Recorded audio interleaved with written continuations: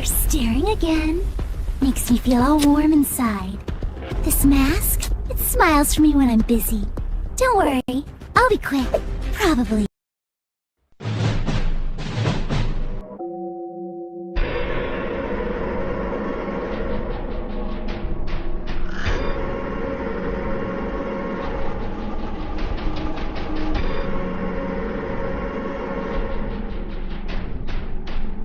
Previously on Death Reaper, Klaus Reaper, son of the Grim Reaper. I've never wanted an ordinary life, but fate gave him one far darker than he imagined. On his first day at Darkville High, Klaus struggles with loss after the death of his father, while navigating school bullies, new friendships, and a budding romance with Maya Whitemore. But secrets don't stay buried for long. The truth of Klaus's heritage soon pulls him into a war against the Dagda, Xavier Knight's monstrous alter ego who seeks to end the Reaper bloodline. Klaus learns of the deadly weakness that could kill him a solar eclipse and watches his father finally fall to Dagda's hand, leaving him with the heavy burden of legacy. His life became a war against monsters, aliens, and things that crawl from graves. He learned to lead, to love, to lose. Allies gather around him: loyal Dylan, fiery Helen, conflicted Harry Knight, and mysterious newcomers from across galaxies like Isaac Martin, the Shadow, and Princess A. Yet Klaus also faces betrayals, tangled romances, and battles against zombies, aliens, and creatures rising from the grave. With his father's scythe in hand, Klaus takes his first steps toward his destiny as the so-called Man of Darkness, destined not only to defend Darkville, but to protect worlds beyond. But victory comes at a price. Captured and imprisoned in Russia for months, Klaus is forced to rely on Dylan, Red Bomb Rocket, and his new team, Team Rider, to break him free. Though reunited with his friends, Klaus now carries the scars of war, the weight of his father's death, and the shadow of enemies still at large. His fingers trace the grooves in the floor. Not patterns, but names. The ones he must remember. Father, Maya, Dylan, Helen. His father's face, the light leaving his eyes as Dagda's blow landed, is the memory that plays on a loop behind his own. A legacy of death, passed from one generation to the next with a final, shuddering breath. Man of Darkness. The title is a shackle heavier than the iron on his wrists. Now, as Darkville teeters on the edge of chaos, Klaus must rise from grief and betrayal to face his greatest challenge yet. But so have his enemies. Darkville is waiting for you, and its hero is back. Death Reaper and the Pumpkin's Heir. Volume 1, Chapter 1. The Door to Another World. Darkville, 1955. The air in the dusty antique shop was thick with the scent of aged paper and ozone. Two figures stood in the dim light, their patience a tangible force. Edward Teach, a man whose very presence seemed to suck the warmth from the room, watched the door with hawk-like intensity. He's late. Edward's voice was a low rumble, like distant thunder. From the shadows, Xavier Knight emerged, his borrowed eyes glinting with a cold fire. He will come. The Soul Taker never fails to collect on a debt. As if summoned by the utterance of his name, the space between the bookshelves shimmered. A figure clad in tattered, ethereal robes materialized, holding a small, ornate box that pulsed with a malevolent, violet light. The temperature plummeted. "Hello, Klaus? Edward?" The Soul Taker hissed, his voice the sound of grinding tombstones. "Do you have it?" Edward demanded, his gaze fixed on the box. "The agreed price has been paid in full." The Soul Taker extended the box. "The Soul Destroy." Xavier's hand shot out, snatching the artifact. A predatory smile spread across his lips, lips that were not his own. Perfect. 4 months later, the Milky Way underground prison. Confinement. That was the only word for it. Klaus Reaper rattled the bars of his cell, his spirit screaming within a cage of flesh and bone that belonged to his greatest enemy. "Let me out of here! I need to speak with Dylan Jones and Gretchen English. Now!" he yelled, his voice echoing down the sterile, cold corridor. Agent Ed Butterman sighed, barely glancing up from his paperwork. "Give it a rest, Xavier. You're not talking to anyone. This is not a negotiation. My name is Klaus Reaper. Ask me something only I would know. Anything." Butterman approached the cell, his expression one of profound boredom. "Fine. Humor me. What was your favorite toy as a child?" "A stuffed animal. A puppy dressed as Santa Claus," Klaus said without a moment's hesitation, desperation clawing at his throat. "My father won it for me at a summer fair." Xavier could never know that. Butterman's bored expression vanished, replaced by shock. He stared at the face of Xavier Knight, seeing the frantic, honest terror in eyes that should have been filled with arrogance. Klaus, my God, what have they done to you? Before Klaus could answer, a terrifying sensation washed over him. The edges of the world began to blur, to fade like a photograph left in the sun. The very light seemed to be draining from the universe. Agent, what's happening? Klaus whispered, pressing against the cold bars as a wave of profound wrongness swept through him. Butterman stared at his own hands, watching as they seemed to become less solid. I don't know. A blinding, silent, white light consumed everything. The soul world. In a world of swirling, muted colors, Tanya English hugged her knees. A year.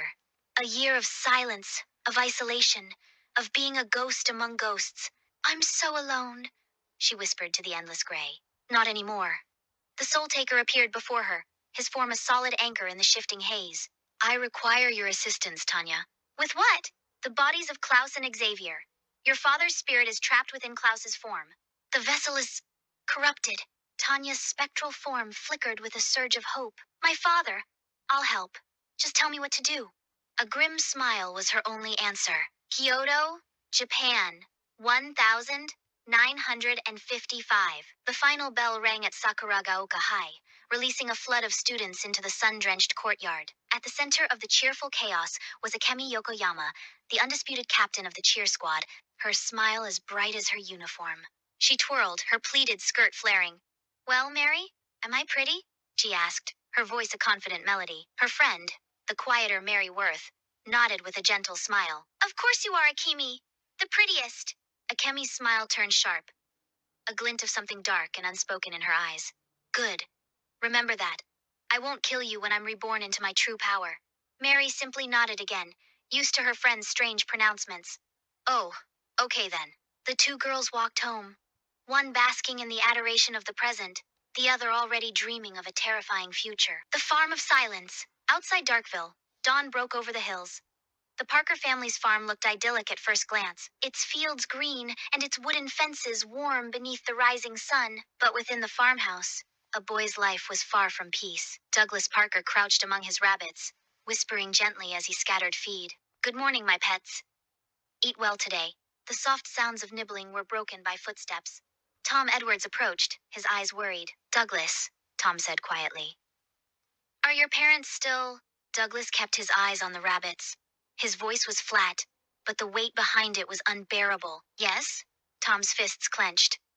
That's wrong. That's not how parents should be. Douglas let out a bitter laugh, though no smile reached his face. I know, right? The rabbits rustled around them, unaware of the storm that brewed inside the boy's heart. The Rider Cave. October 2015.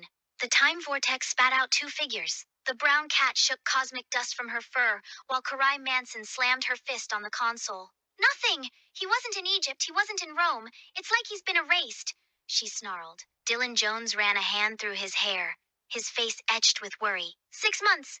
He's been gone for 6 months. Where do we look now? We look to the past, Karai stated, her eyes alight with a new idea. Our allies scattered across time. One of them must have seen something. Gretchen English frowned.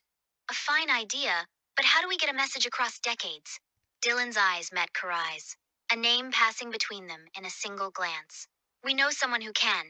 Harley Argent. Dragon Cafe, 2015. Harley Argent closed her diary, the entry unfinished. The words, I hope he is okay, felt hollow after so many months. Harley! She looked up to see Dylan rushing into the cafe, urgency in every step. Dylan, what's wrong? It's Klaus. He's missing. We think it's bad. We need your help to find him. Harley didn't hesitate. She closed the diary with a definitive snap. Tell me what you need. I'm in. In the past October 1955, Xavier Knight, finally restored to his own body, held the soul destroy. He felt its power, a cold hunger that mirrored his own. I despise the Reaper family, he spat. Ted Reaper stole the woman I loved. He took Kate Hart from me. Edward Teach watched his master. And this artifact will rectify that? This will do more than rectify it, Xavier chuckled. By erasing Ted Reaper from existence, I will unravel the very future he spawns. A world without superheroes, without comic books, without hope. He turned, the soul destroy glowing. Now, it's time to rewrite history. Outside a modest home, Kate Hart fidgeted on the porch. Ted Reaper answered her knock, his smile warm. Kate, is everything all right? Ted, I need to tell you something. A cold voice cut through the evening air. Ted? They turned. Xavier stood there, his expression one of pure triumph. Xavier, what are you talking about, my son? A story for no time at all. Are you ready to die? Xavier, don't! Kate screamed, stepping between them. I have to. Xavier raised the soul destroy. Goodbye, Ted Reaper, forever. A beam of violet energy struck Ted. His body dissolved into motes of ash. Kate fell to her knees, a wail of utter despair tearing from her throat. Xavier lowered the weapon. My work here is done. And as he walked away, the world began to fade. In his cell, Klaus felt the universe tear apart at the seams. The white light was absolute. When it faded, he was on his knees, gasping. He looked at his hands. His hands. The relief was immense, but it was short-lived. A crippling weakness seized him, a coldness that started in his chest. He collapsed, the world going dark. Asteroid ship dreamscape. Klaus found himself standing on the cold metallic deck of an asteroid ship. Hello, Klaus, a voice echoed. Red Rocket floated towards him. It's been a long time. Rocket? Where are we? Before he could answer, Karai Manson ran towards him. Klaus, you're all right. Karai? A massive shadow, the dark shadow loomed. A pocket between what was and what is. Isaac Martin approached, his expression grim. We're searching for a weapon, a space fan that can purge the zombie plague. Then we can all go back. As Isaac walked away, Karai turned to Klaus. Klaus, we need to talk. About our future. Our future? But Karai turned and walked away, whispering to herself. I'm so stupid to say that. Suddenly, her vortex opened. A woman with ancient eyes stepped out. Medea? Karai breathed. What troubles you, child? I told him about our future. Before another word could be spoken, the dream shattered. The spaceship reality. Karai woke with a start. A frantic knocking came at her door. Karai! We found him! We found Klaus's body on a planet called Lost Things. It was Ritui. Hope surged, then died. Klaus lay on a medbay cot, pale and still. Why won't he wake up? She demanded. His body is here, but his soul is absent, Ritui explained softly. And the body itself is critically weak. It must heal before a soul can be tethered to it again. How long? Karai's voice was tight. Ritui hesitated. 16 weeks. At best. 16 weeks. The number hit her like a physical blow. She drove her fist into the bulkhead. As she stormed back to her room, a desperate idea formed. Her vortex could project her consciousness. She recalibrated the emitters. Hold on, Klaus. I'm coming. She stepped through into a void of speed and noise. A being of pure velocity zipped around her. Who are you? Karai Manson. I'm looking for Klaus Reaper. He's hurt. Klaus is waiting for you, the speed demon said, pointing. In the rider cave, Karai turned. A door stood in the emptiness. She pushed it open. She gasped. It was the rider cave. And there he was, Klaus, in his gear, putting FDL on the streets. Gretchen, where's Karai? I don't know, Kay, Gretchen's voice replied. I'm right here, Karai said, stepping forward. Harley Argent was beside her. Klaus turned. Took you long enough. Suit up. Percy, Gretchen, Karai, we're moving. Without thinking, Karai complied. Her future normal armor materialized around her. I'm ready, partner. Klaus gave a sharp nod, his Death Rider helmet forming. Then let's go. Together, they charged out into a simulated night, heroes once more in the sanctuary of a dying man's mind. Hell! Xavier Knight stood before a throne of bone and despair. Satan, the deed is done.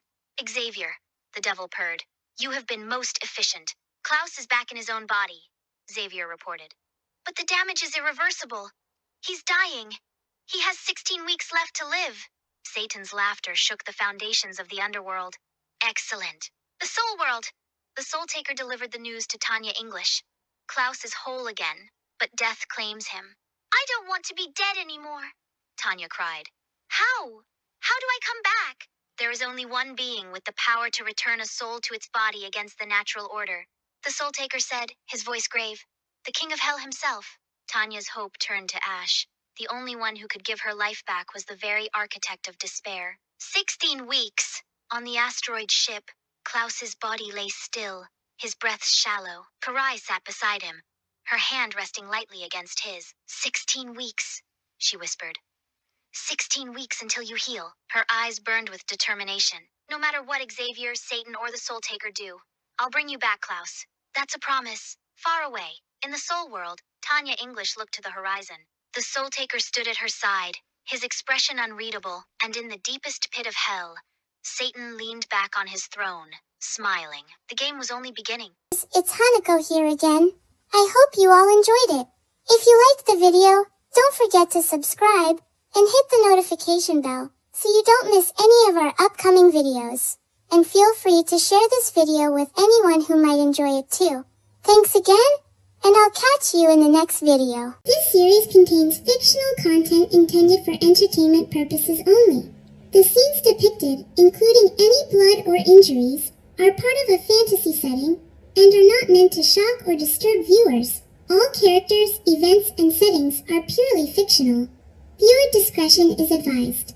10 years ago, in a quiet corner of China, two friends stood beneath crimson lanterns, promising never to forget each other. Time, however, has a way of pulling people apart until destiny decides otherwise. In a small theatre hidden among the bustling streets of Shanghai, the screen flickered to life. Her crown is not of gold, but of memory. Memories of friendship, of hope, and promises left unspoken. And now, she prepares to see her old friend. Again, the curtain rises once more. This is not the end. This is the beginning of a new chapter.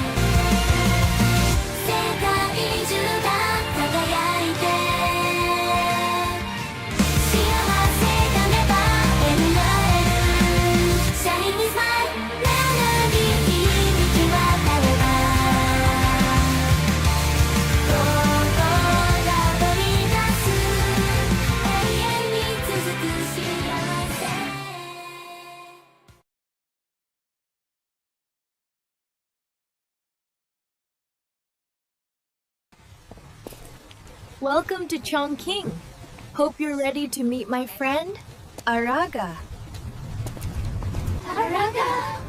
Araga!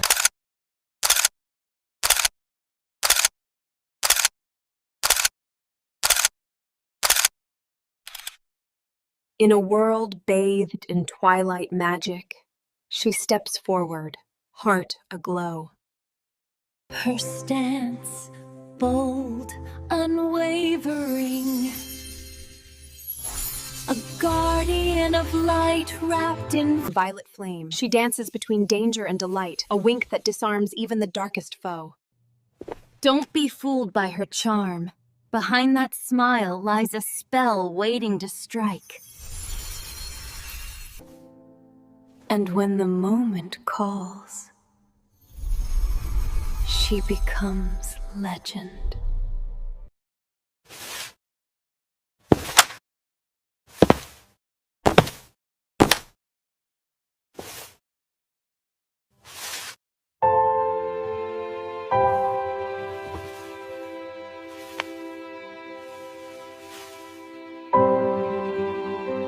You haven't changed.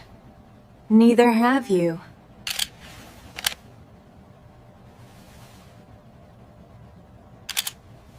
You think you can beat us? How cute! Talk is cheap. Let's see what you've got. Prepare to be overwhelmed. Is that all? Pathetic. Time to feel the heat! You think you can beat us? How cute! Talk is cheap. Let's see what you've got. Prepare to be overwhelmed. Is that all? Pathetic. Time to feel the heat!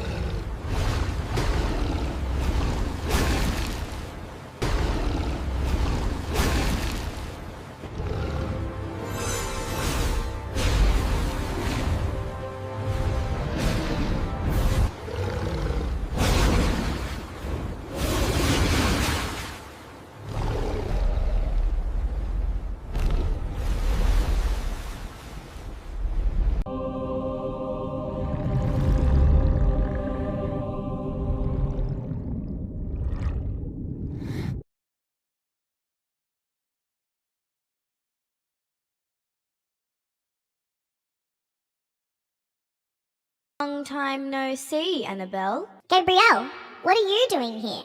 I come to see you, of course. How about a date, for old time's sake?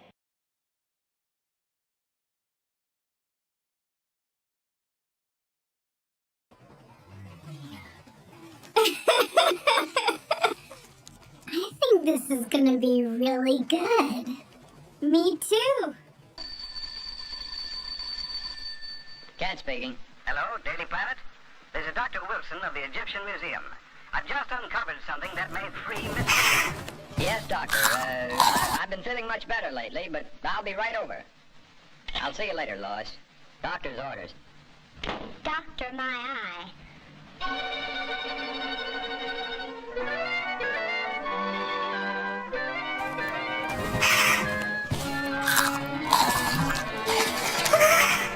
Dr. Jordan is the world's foremost student of hieroglyphics. Most of our priceless specimens were brought back by him, even the mummy of King Tush. Among his possessions, I uncovered this ancient Egyptian tablet and find it to be a secret curse of the tomb of King Tush. He who disturbs the eternal sleep of King Tush shall perish. This tablet may well be Miss Hogan's passport to freedom. Come with me, please.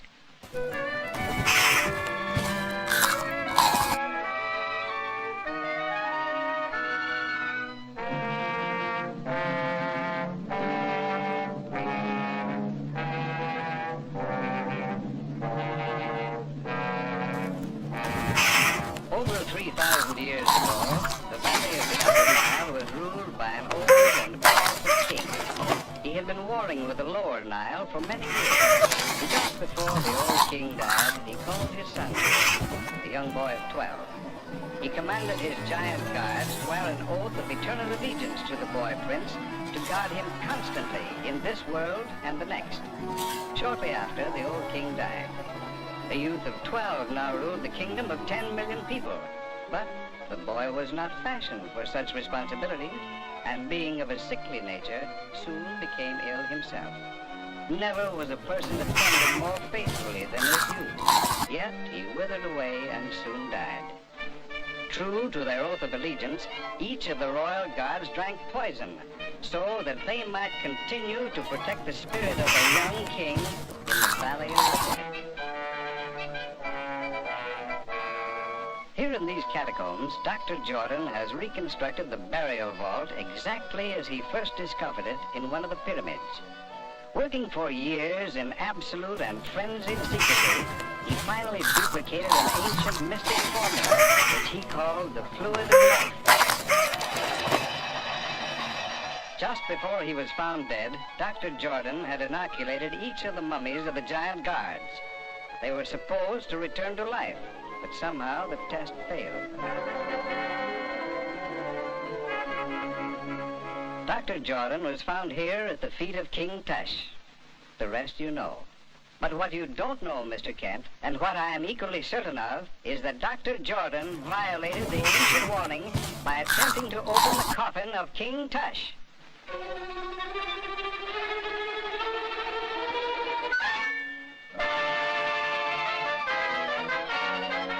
A poisonous needle. That's how Dr. Jordan was killed. Yes, and Miss Hogan is a free woman.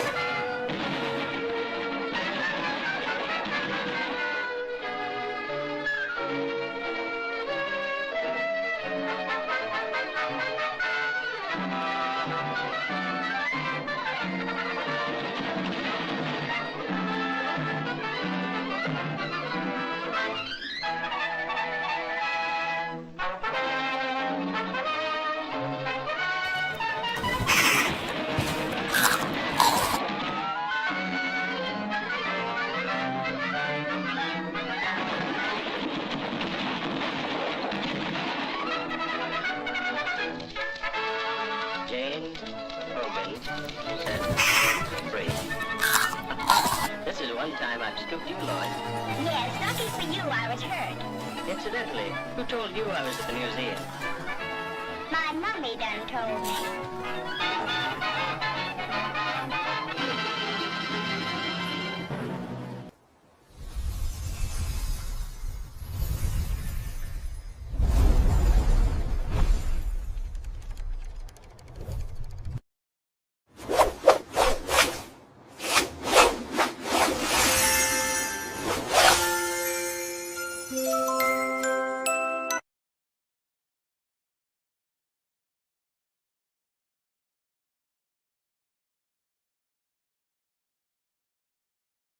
Previously, Annabelle, Paris, Naya, Shino, and the spirit guide Nyx faced their most dangerous trials yet. After barely surviving the battle in the Forbidden Forest, the students were sent on a new mission by Lady Morticia to investigate sites of spreading dark magic. Their journey took them first to an abandoned village, where they destroyed a cursed altar after a fierce fight, and then to an ancient temple, where they confronted the dark sorceress Nimue.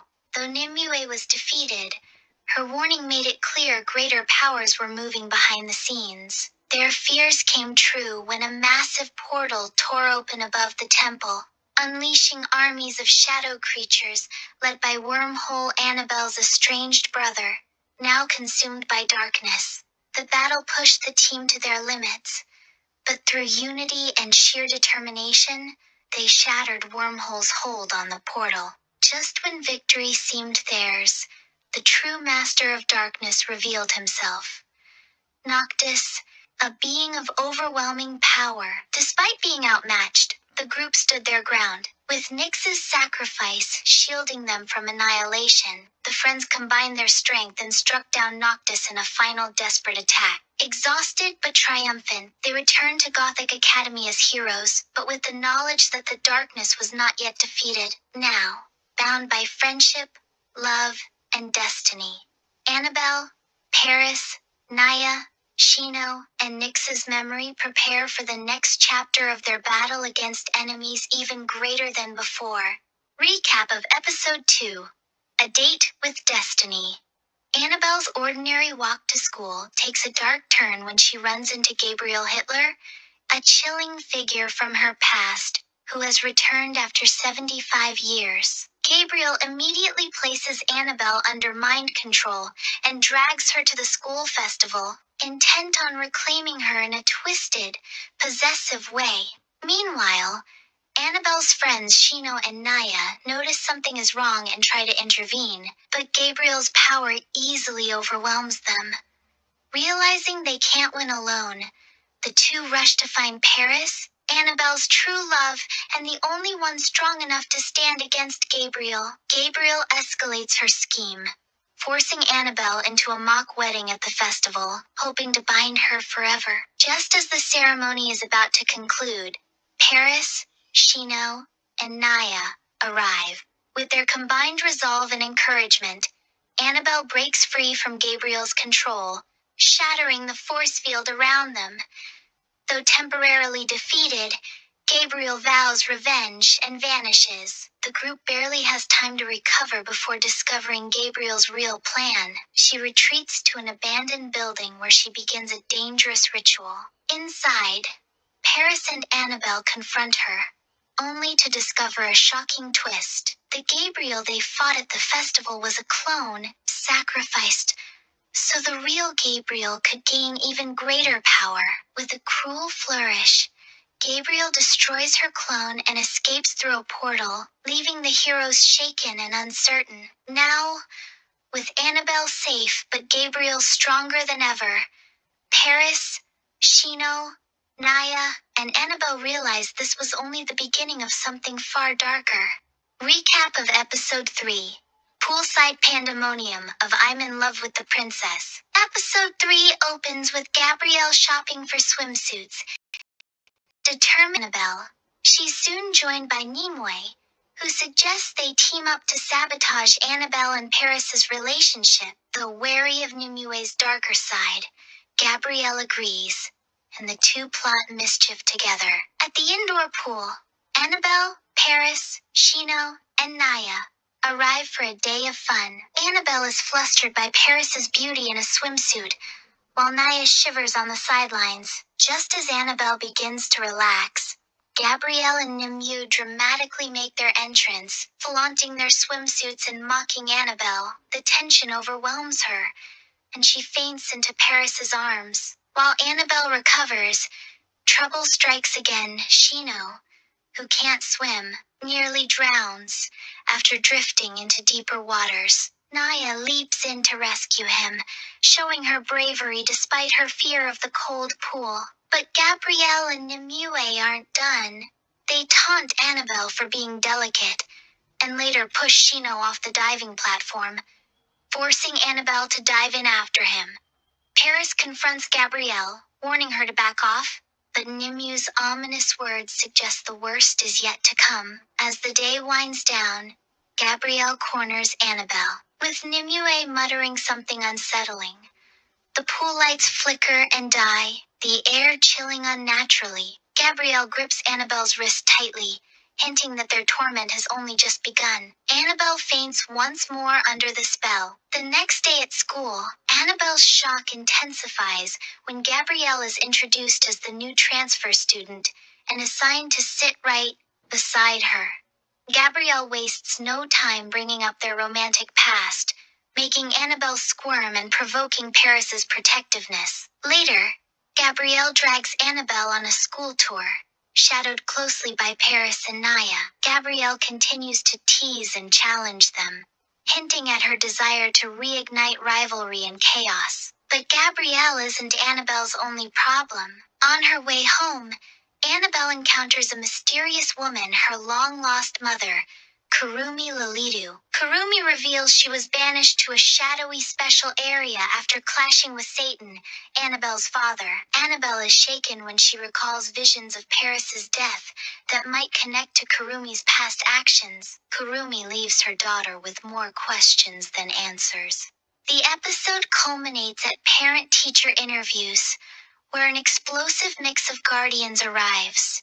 Satan, looming and menacing. Kurumi, shrouded in secrets, and the Mad Hatter Paris's eccentric father, along with the cruel Cinderella stepsisters. The tension is palpable as these volatile personalities gather in the same room, with Annabelle and Paris caught in the crossfire. Hidden grudges, family secrets, and dangerous rivalries threaten to erupt, leaving Annabelle deeply unsettled about what comes next. In summary, Episode 3 blends comedy, rivalry, and supernatural suspense. Gabrielle and Nimue escalate their schemes at the pool, nearly causing tragedy, and Gabrielle shocks everyone by transferring into Annabelle's class. Meanwhile, Annabelle's fractured family resurfaces, setting the stage for a volatile showdown between Satan, Kurumi, and Paris's bizarre relatives. Hey friends, it's Hanako here. Thanks for watching episode 4, In Love with the Princess. Don't forget to give it a thumbs up and subscribe for more content. Also, hit that notification so you never miss an update. If you have any thoughts or questions, leave them in the comments section. I'd love to hear from you. And feel free to share the video to anyone who might enjoy it. Thanks again, and I'll catch you in the next video. You're staring again. Makes me feel all warm inside. This mask, it smiles for me when I'm busy.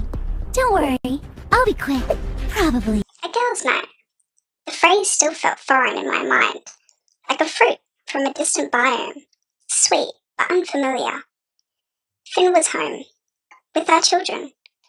The thought was a stone dropped into the still pond of my concentration, sending out ripples of, not anxiety, never that.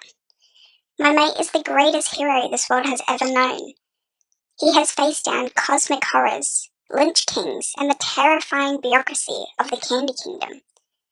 But 2 toddlers, our son, Oak, and our daughter, Briar, they were a different kind of vortex. I had left them nestled in the heart of our tree home, the one where we had grown together from a single acorn, its walls woven with living wood and enchanted to hum a lullaby at dusk. Finn had waved me off, a bottle of organic Goo-Gurt in one hand and a tiny, whittled practice sword in the other. Go on, HW. Have fun with your stabby friend and the sad ghost. We've got this. It's dad-tastic adventure time. Oak had his father's golden hair and his relentless crawling curiosity. Briar had my green-tinted skin and a preternatural ability to make thorns sprout from her crib when she was displeased. They were perfect. They were chaos given form. And my husband, my beautiful, brave, impossibly strong Finn, looked at them with love so pure it could sanitize a goblin king's swamp. But watching him attempt to change a moss diaper was like watching a bear trying to perform heart surgery. All good intentions, and terrifyingly clumsy power. A flicker of memory from last night surfaced, pulling me from the image of Finn, probably wearing a diaper as a hat by now. Himiko Toga had been twirling a virtual Bloody Mary umbrella between her fingers, her eyes wide, as she listened to me describe my domestic life. A hubby and babies? That's so cute. It's so normal. Does it ever get boring after all the fighting and the adventures? I had to sip my water. The wild is not only found in battles with monsters. It is in the unchecked growth of a child's spirit. It is in the chaotic, beautiful mess of a shared life. Boring? I considered the question as if examining a new piece of fungus. No, it is a different kind of hunt. The prey is a moment of quiet. The prize is their laughter. It is fulfilling in a way that beheading a forest troll never was. Toga had giggled, a sound like shattering glass. I love you, Deku. Makes my heart race just saying it. Deku would be such a good dad too. All the nerves and mumbling and taking a million notes. He'd want to do everything by the book. The big nerd. Her expression softened. A rare, unguarded moment. I think I like that. A little piece of him running around. Something that was just ours. Not Hirodeku's. Just ours. For a moment, the frantic, possessive edge in her voice was gone, replaced by a wistful, almost maternal longing that was far more unsettling in its insecurity. Aria Shiratori had shimmered, her smile tinged with an eternal sadness. You're so lucky, she whispered, her voice like a rustle of leaves in a forgotten garden. You get to see them grow. You get to be there. Ogeron, he probably would have been the same. So careful, so kind. He'd probably built a little high chair himself, and it would have been a bit wobbly. But it would have been perfect because he made it. A single luminous tear had traced a path down her translucent cheek. I miss the future we didn't get to have. The boring mornings, the messy dinners. You have that. Don't take that for granted. Her words had landed in my heart, not as a burden, but as a weight of responsibility. She was right. The chaos I had left behind with Finn was not a trial to be endured. It was a treasure Aria would have given anything for. The spilled Goo-Gurt, the scattered wooden blocks, the cries and the giggles. It was all music of life being lived, fully and messily. Maria Kujo had listened, her posture as rigid and perfect as a frozen waterfall. A shared responsibility, she said, her voice cool.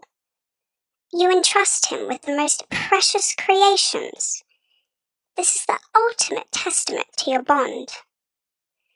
With Masachika, It's a constant negotiation. Aaliyah and I, we are still mapping the borders of our shared heart.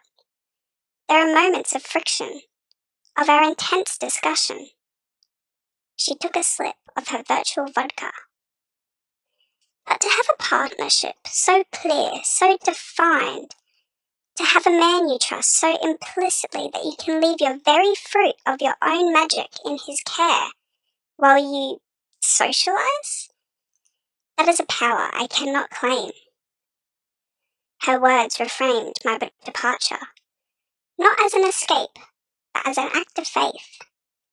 I had not fled the chaos. I had entrusted it to my knight. I had left him in charge of the castle, our most virtual treasure in his hands. It was a testament to our unit, a graph so successful that either half could sustain a whole. Now, walking alone in this silent, digital wood, the monologue in my head was not the one of peaceful solitude, but of a heart pulled in two directions. Is Oak trying to eat a beetle again? Finn will let him have it. He says it's building his immunities. Has Briar made that rocking chair bloom with nightshade? I hope Finn remembers the antidote salve is in the hollow above the sink. I hope he is singing to them. His songs are terrible, all off key, and with made-up words about punching dragons. But they love them. They always stop crying to listen. The concerns were not frantic. They were domestic. They were the threads that wove the tapestry of our life. They were my territory, my new hunting grounds. A message pinged, cutting through the silence. Not a text, but a file. From Finn the Human _official. I opened it. A video feed appeared, shaky, as if the camera had been propped on a lump of moss. The scene was our living room, a landscape of overturned cushion and scattered toys. In the centre sat Finn, cross-legged, wearing a pot on his head.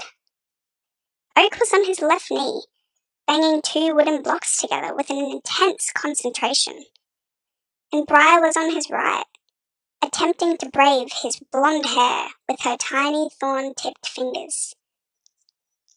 And then, Finn declared, his voice a dramatic stage whisper, the lynch said fall! And I was like, not today, Bone Man.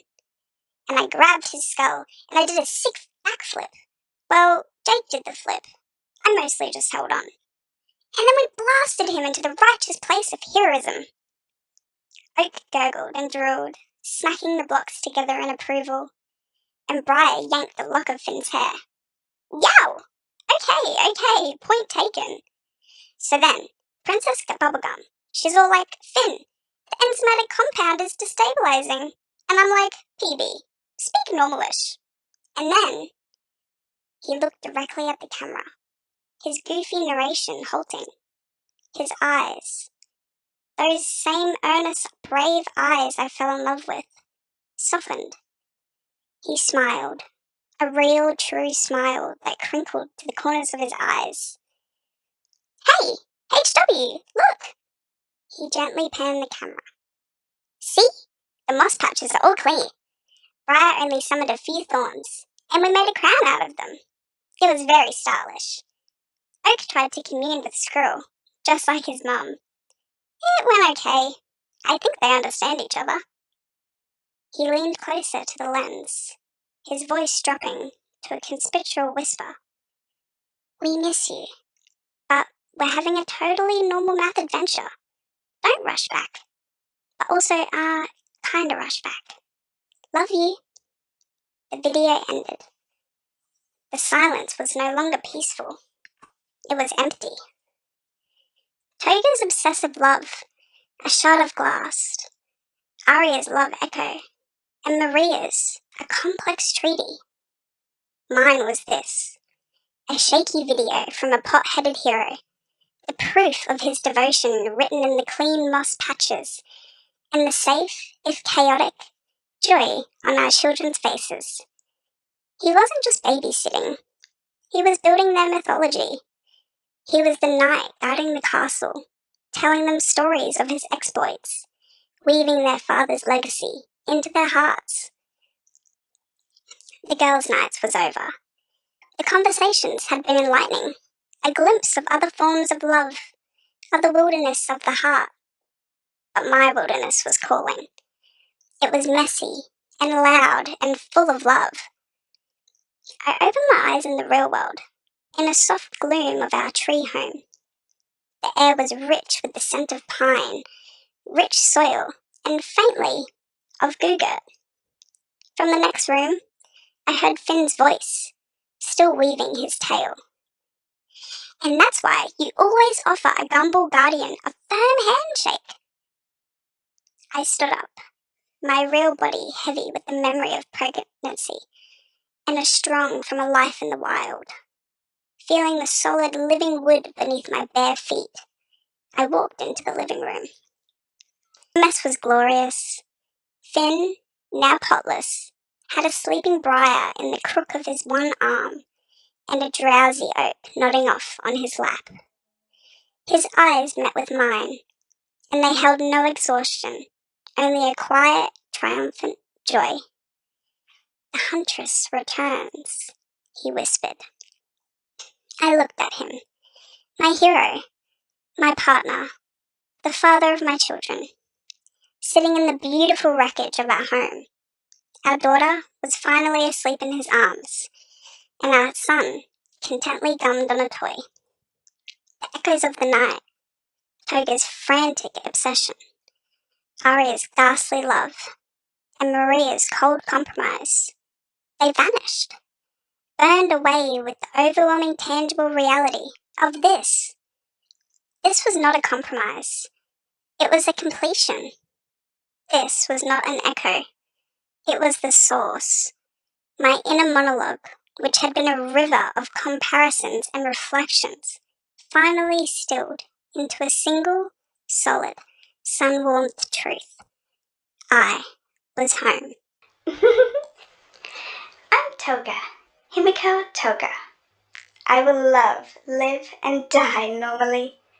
Just a quick blood reminder that if you want to see more videos, be sure to hit that like button and subscribe and click that notification bell so that way you can get notified whenever there's a new upload. Watch the reimagining of urban legends like Slit-Mouthed Woman, Tiki Tiki, Bloody Mary, and much more. Don't forget to subscribe to the Hayden Hanson Company. Hello, secret agents. It's Hanako here once again. This series contains fictional content intended for entertainment purposes only. The scenes depicted, including any blood or injuries, are part of a fantasy setting and are not meant to shock or disturb viewers. All characters, events, and settings are purely criminal fictional. Viewer discretion is advised. 나를 바꾸고 싶어 넌 모두가 나를 알아봤으면 해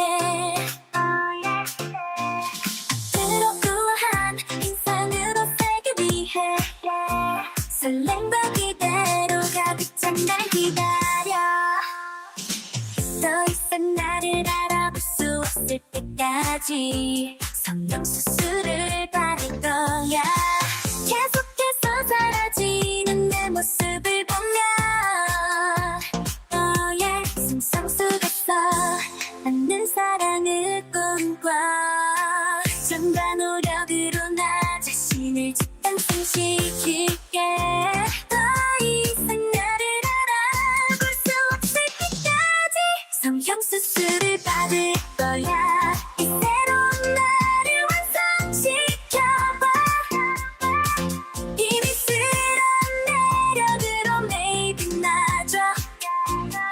아름다워지는 내 모습을 사랑해 General Edward Blackbeard, Teach, dressed in his usual black military uniform, stands at the head of a dimly lit command room inside Area 51. A large, holographic map of the United States flickers on the wall, casting an eerie glow. His weathered hands trace a red signal flashing over Pennsylvania. The atmosphere is tense as he glares at the blinking light. There's been another incident. He taps the hologram, zooming into Bellefonte, Pennsylvania. Rapunzel, Mulan, Sakura, and Kotori stand around the map, exchanging uneasy glances. Kotori lingers at the back, her expression distant, and eyes glowing faintly, still getting used to her human form since separating from the debug box. What's in Bellefonte? It's a quiet town, nothing paranormal in the usual files. The Baker Mansion. Anna Baker's wedding dress, to be precise. Mulan's brow furrows in recognition. She steps closer to the hologram, resting her hand on the hilt of her sword. You mean Anna Baker the bride, who went mad after her father refused her marriage? The one who cursed the dress? The same. Anna Baker's wedding dress is no ordinary artifact. It's been dormant for centuries, but now something's triggered it. The dress is moving. Again, visitors have disappeared. Strange noises are reported from the mansion, and some say they've seen the dress walking on its own. Walking? Sounds more like a local ghost story than a real threat. No, objects bound by strong emotions can be more dangerous than restless spirits. I've seen it happen before. The energy left behind by heartbreak, rage, it festers. Kotori's voice has a haunting quality, as if speaking from centuries of experience beyond her years. The team glances at her, remembering her own dark history as the debug box spirit. This isn't just a local legend, Sakura. We've already lost 2 agents who were scouting the mansion. It's spreading beyond the dress into the town. If this escalates, we could be dealing with a full-blown paranormal outbreak. Rapunzel exchanges a look with Mulan and Sakura, her face set with determination. All right, we'll handle it. We've faced worse. Let's take care of this haunted dress. The mansion looms ahead, shrouded in mist, under the pale light of the moon. It's a Gothic structure, long abandoned, with cracked windows and ivy creeping up its crumbling walls. The place feels suffocating, like the house itself is watching them. The team stands at the gates, the iron bars rusted and slightly ajar. The wind whistles through the trees, carrying with it a sense of foreboding. Mulan, ever the warrior, is at the front, her sword at the ready. Rapunzel and Sakura follow, their senses heightened. There's something here. It's strong, old, and filled with hatred. I can feel it too. Stay sharp. They push open the iron gate, which groans loudly, and enter the overgrown courtyard. The mansion ahead seems to breathe with a life of its own, its broken windows like eyes staring down at them. Inside the mansion, dust hangs in the air, swirling in the beams of moonlight seeping through the cracked windows. The floors creak under their weight, and the walls are lined with old, faded portraits of the Baker family, their faces eerily solemn. The team moves cautiously through the grand hall, weapons at the ready. Every step they take seems to echo in the vast, empty space. At the center of the room, displayed in a glass case, is Anna Baker's infamous wedding dress, once beautiful garment now faded and yellowed with time. Yet, despite its age, it emits a cold, unsettling energy. So that's it! The dress that drove a woman to madness! It looks harmless. I don't see what all the fuss is about. Kotori steps forward, her eyes narrowing as she stares at the dress. She tilts her head slightly, sensing something deeper. It's not the dress itself. It's what it holds. The spirit, the rage. It's fabric.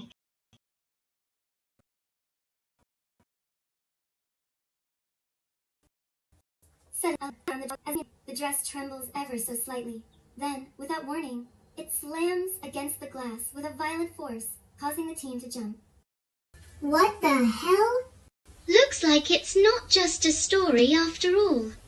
The dress smashes against the glass again, harder this time, creating a web of cracks. The air in the room grows colder, and a strange, ethereal wail fills the air, as though coming from within the dress itself. That's definitely not harmless. Kotori's eyes glow faintly as she steps closer to the dress, her connection to the supernatural heightening. Her voice takes on a haunting tone. The spirit! It remembers! It's waking up! The glass around the dress shatters with a deafening crash, and the dress launches itself into the air, twisting and writhing like a serpent. The team scrambles as the fabric lashes out at them. It wraps around Mulan's arm, pulling her toward the shadows. It's alive! Sakura rushes forward, her blade gleaming as she swings at the dress, slicing through the fabric. But the material seems to regenerate, becoming more aggressive as it tightens its grip on Mulan. It's like it's feeding off her strength. Rapunzel pulls out her enchanted dagger, ready to cut Mulan free. But Kotori steps forward, her eyes glowing even brighter. She raises her hands, and a faint wind begins to swirl around her. Let me handle this. Kotori's presence seems to command the room. The dress falters for a moment, releasing Mulan as it hovers in the air. The fabric twitches, as if trying to resist her influence. Kotori, can you stop it? This spirit, it's too far gone. It's bound to the dress. Yes, but it's also bound to something deeper. Anna Baker's rage, her heartbreak. It's what fuels this curse. Suddenly, the dress begins to contort and morph, taking on the shape of a woman and ethereal figure in the form of Anna Baker herself. Her face twisted with sorrow and anger. Her voice, filled with pain, echoes through the room. No one will ever be happy. Not after what he did to me. The scene shifts to a sepia-toned flashback of Anna Baker's past. Young Anna stands before the mirror, dressed in her beautiful white gown, but her reflection is distorted, warped by grief and madness. If I can't have him, then no one will. I curse this dress with my heart and soul. Hand reaches out, touching the delicate fabric of the dress, and a dark energy swirls around her, embedding itself into the cloth. The flashback ends abruptly as the spirit of Anna Baker fully materializes, her spectral form towering over them. The dress, now fused with her anger, begins to float toward the team, emanating a dark, cold energy. We need to find the source of this curse. Something that ties her to this world. It's more than just the dress. It's what she left behind. Her pain is still here, somewhere in this house. They follow Kotori's lead, descending into the mansion's dark, crumbling basement. The air is thick with dust, and the walls seem to close in around them. At the far corner, they find a hidden compartment beneath the floorboards. Mulan pries it open, revealing an old chest. Inside the chest are letters tied with a faded ribbon, each one addressed to Anna, all from her lover. These are his letters. Her father must have hidden them from her. She thought he didn't love her anymore. So she cursed the dress out of heartbreak. Suddenly, the walls of the basement begin to shake violently. The spirit of Anna Baker appears again, now more menacing, her form shifting into a monstrous bride, her face twisted with rage. Lies! Lies! The team races back upstairs, but the mansion is collapsing around them. The spirit follows, growing stronger and more dangerous with every step. The letters. You need to destroy the letters. Mulan grabs the letters and sets them on fire. The flames consume the paper, and for a brief moment, the spirit shrieks, recoiling. But instead of dissipating, the flames seem to feed her anger, making her stronger. No, that wasn't enough. She's feeding on the fire. The rage is growing. The mansion shakes violently as Anna's spirit looms over them, her form now a twisted, monstrous version of the bride she once was. The ground begins to split, the walls crumbling. Kotori's eyes widen in fear as the spirit grows larger and darker, the dress billowing like a storm. We're too late. The Baker mansion shakes violently, dust and debris falling from the cracked ceiling. The spirit of Anna Baker towers over Rapunzel, Mulan, Sakura, and Kotori, now fully transformed into a monstrous bride. Her once beautiful wedding dress is warped, stained with darkness, billowing like a storm cloud around her skeletal form. Her face is twisted in anger and pain, her eyes burning with otherworldly fire. The ground beneath the team cracks open, revealing a deep void as the mansion crumbles around them. The team struggles to maintain their footing, weapons drawn. The air is thick with the oppressive force of Anna's fury. All shall suffer as I did. No love, no peace. I will tear this world apart. Kotori, still weakened from the last encounter, struggles to stand. Her glowing eyes flicker as she tries to summon her power, but the sheer force of Anna's energy pushes her back. Rapunzel rushes to her side, helping her to her feet. Kotori, you need to get out of here. This thing is feeding off your energy. We'll handle it. No, I'm part of this. I can feel her pain. It's too strong to banish with force alone. Then what's the plan? We're running out of time. As Mulan speaks, the mansion's chandeliers crash to the floor with a loud bang. The spirit of Anna lets out a deafening wail, causing the walls to buckle even more. The entire house is collapsing around them. This place won't hold much longer. We need to find a way to bind her, or we'll be buried alive. The letters! They weren't enough! There's something more! Kotori suddenly steps forward, her eyes glowing with intensity. She raises her hand toward Anna's spirit, speaking in a language long forgotten. A wind whips through the mansion, and for a moment, the spirit hesitates. By the ancient bonds, I call forth the truth.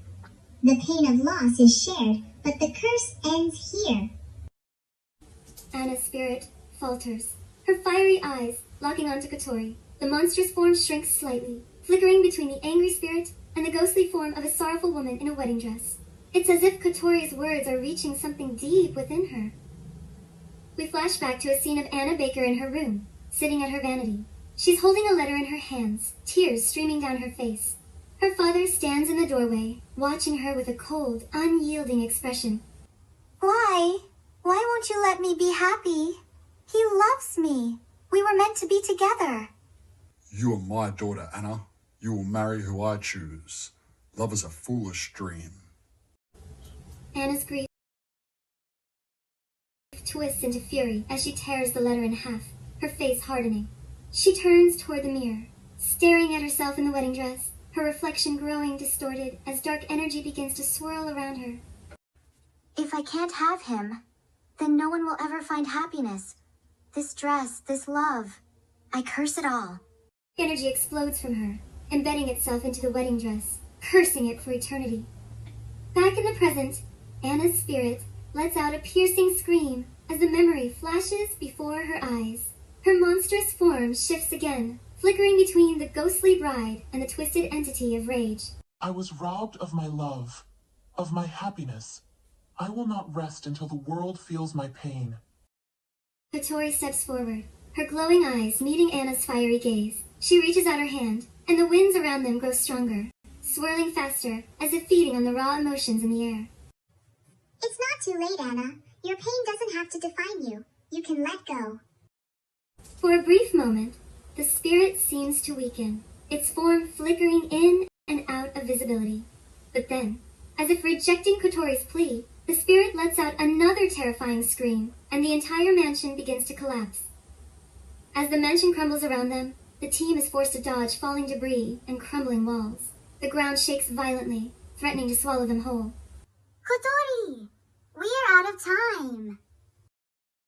Rapunzel grabs Kotori's arm, pulling her away from the center of the room. As more chunks of the ceiling come crashing down, they sprint toward the exit, but the front door slams shut, trapping them inside. The whole place is coming down. We need to bind her now, or we're not making it out of here alive.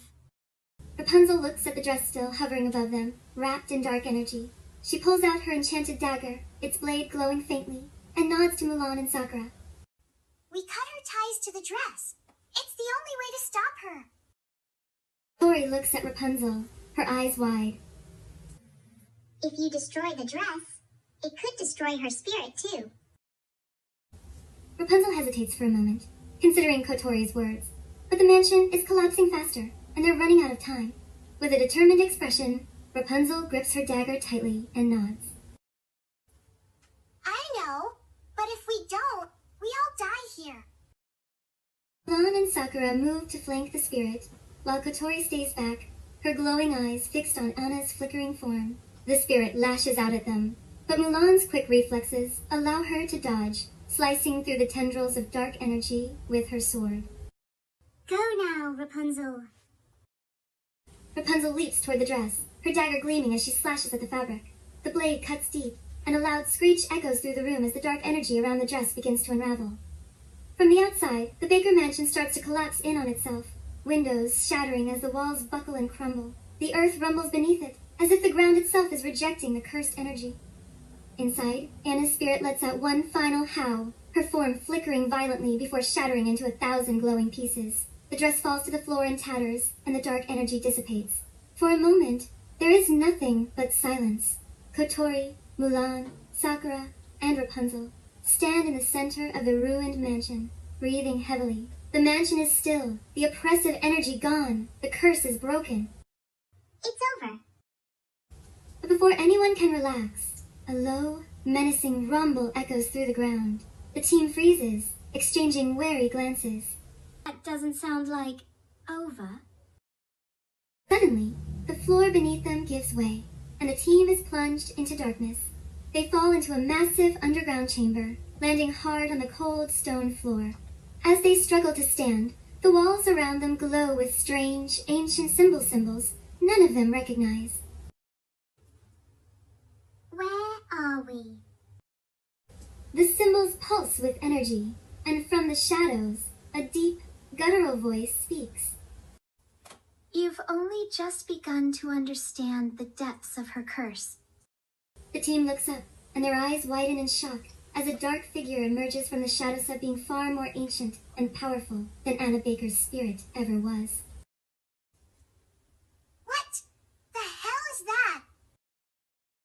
The figure steps closer, its form massive and shrouded in shadow, its eyes glowing with an eerie, unnatural light. The ground trembles beneath its feet as it moves forward, and the air around it grows cold. You are not prepared for what's to come. The dark figure looms over them, its power radiating through the chamber. The team is trapped, standing at the edge of a new mystery that is far more dangerous than they ever imagined. Hey subscribers, it's Hanako here again. I hope you all enjoyed it. If you liked the video, don't forget to subscribe and hit the notification bell so you don't miss any of our upcoming videos. If you have any questions or suggestions, let me know in the comment section below. I'd love to hear from you, and feel free to share this video with anyone who might enjoy it too. Thanks again, and I'll catch you in the next video.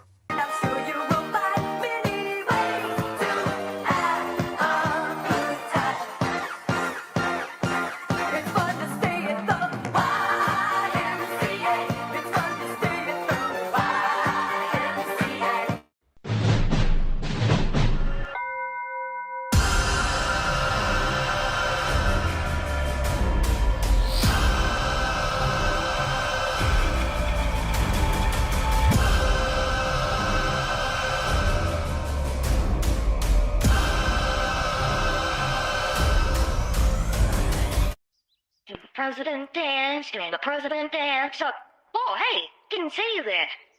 I'm President Annabelle, and welcome to the Hayden Hanson channel. We've got plenty of new shows, movies, fresh content coming up, so stay tuned in the comment section below. It's Hanako here again. I hope you all enjoyed it.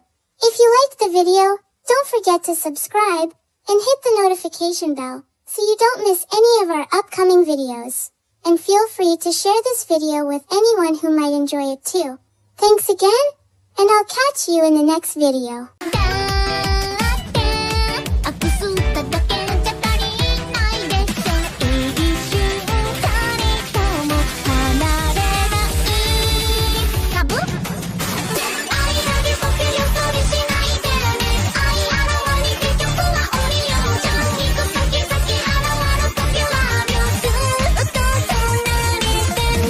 It's Hanako here again. I hope you all enjoyed it. If you liked the video, don't forget to subscribe and hit the notification bell so you don't miss any of our upcoming videos. And feel free to share this video with anyone who might enjoy it too. Thanks again, and I'll catch you in the next video.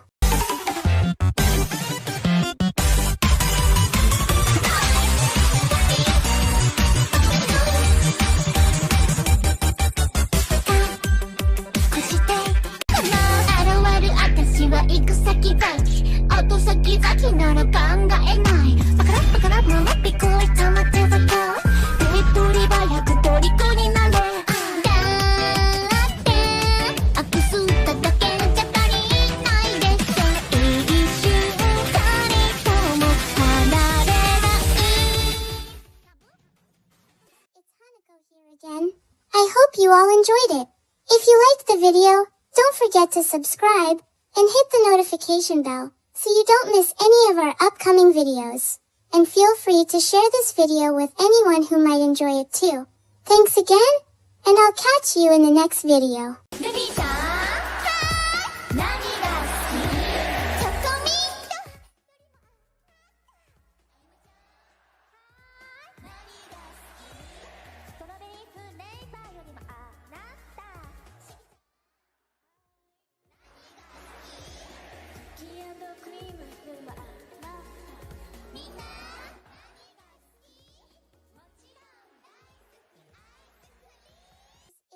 Go here again. I hope you all enjoyed it. If you liked the video, don't forget to subscribe and hit the notification bell so you don't miss any of our upcoming videos. And feel free to share this video with anyone who might enjoy it too. Thanks again, and I'll catch you in the next video.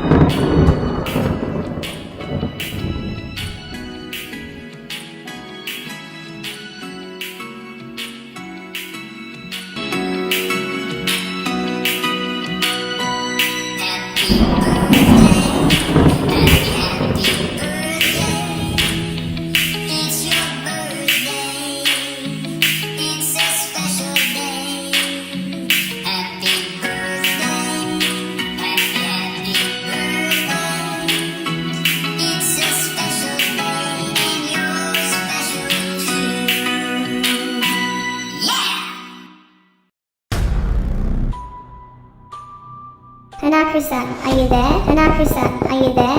Hanaku-san, are you there? I'm here, Kasuri.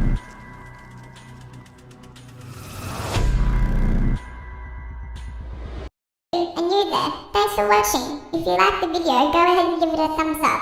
Subscribe for more awesome content and don't forget to leave a comment with your thoughts. See you next time.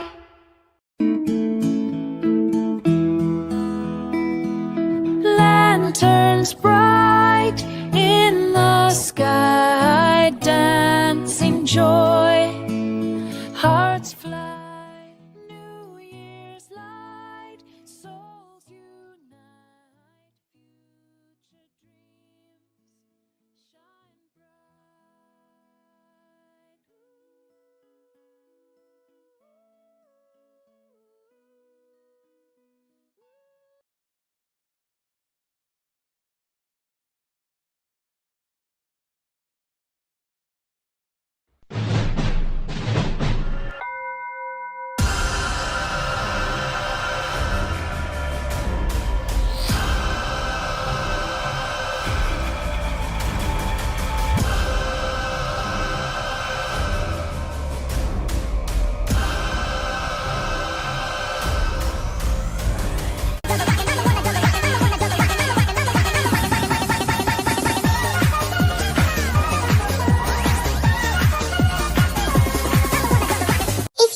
video, don't forget to subscribe and hit the notification bell so you don't miss any of our upcoming videos.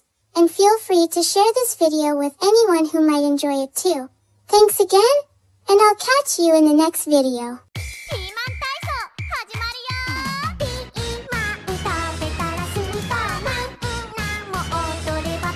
If you liked the video, don't forget to subscribe and hit the notification bell so you don't miss any of our upcoming videos. And feel free to share this video with anyone who might enjoy it too.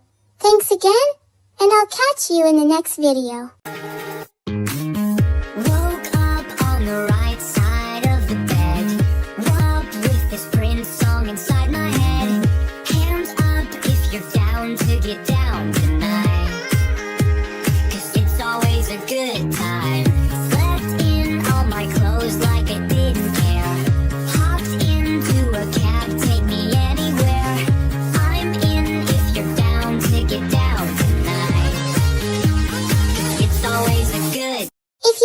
video, don't forget to subscribe and hit the notification bell so you don't miss any of our upcoming videos. And feel free to share this video with anyone who might enjoy it too. Thanks again, and I'll catch you in the next video. Happy birthday to you, Cherry. Guided by light so true, High Priest of divine beings, we give blessings to you.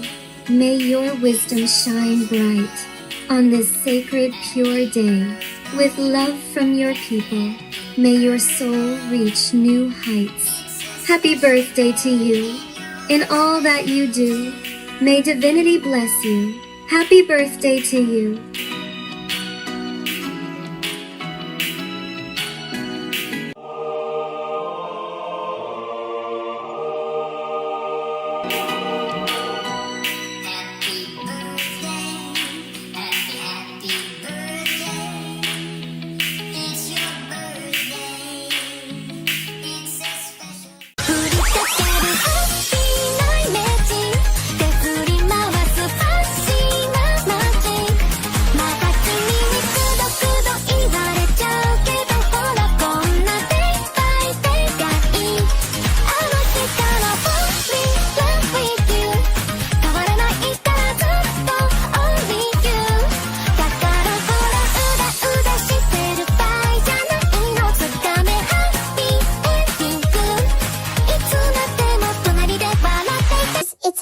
Here again. I hope you all enjoyed it. If you liked the video, don't forget to subscribe and hit the notification bell so you don't miss any of our upcoming videos. And feel free to share this video with anyone who might enjoy it too. Thanks again, and I'll catch you in the next video.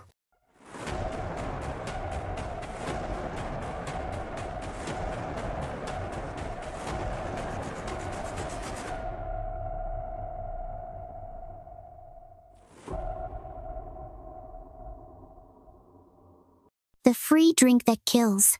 Hello, I'm Tike. And I'm Araga. Welcome to Criminal Files, where we dive into the most infamous crimes, conspiracies, and criminal mysteries in history. Today, what if I told you one of Japan's most mysterious serial killers didn't stalk his victims, but waited for them? What if the murder weapon was vitamin C? In the summer of 1985, an unknown figure still unidentified to this day set off a wave of panic across Japan. By tampering with bottles of energy drinks and leaving them near vending machines, they managed to kill at least 12 people and poison dozens more, all without ever being seen. This is the story of the Paraquat murders, also known as the vending machine killings. A case where the villain didn't carry a knife. He carried a shopping bag of soda and weed killer. The summer of '85. It was the summer of 1985. The Cold War was still on.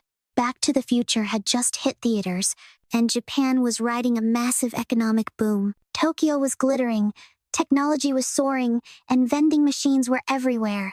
We're talking over 5 million vending machines in the country. One for every 24 people. They had everything in those things. Coffee, soup, ramen, underwear, a hot can of corn if you're sad.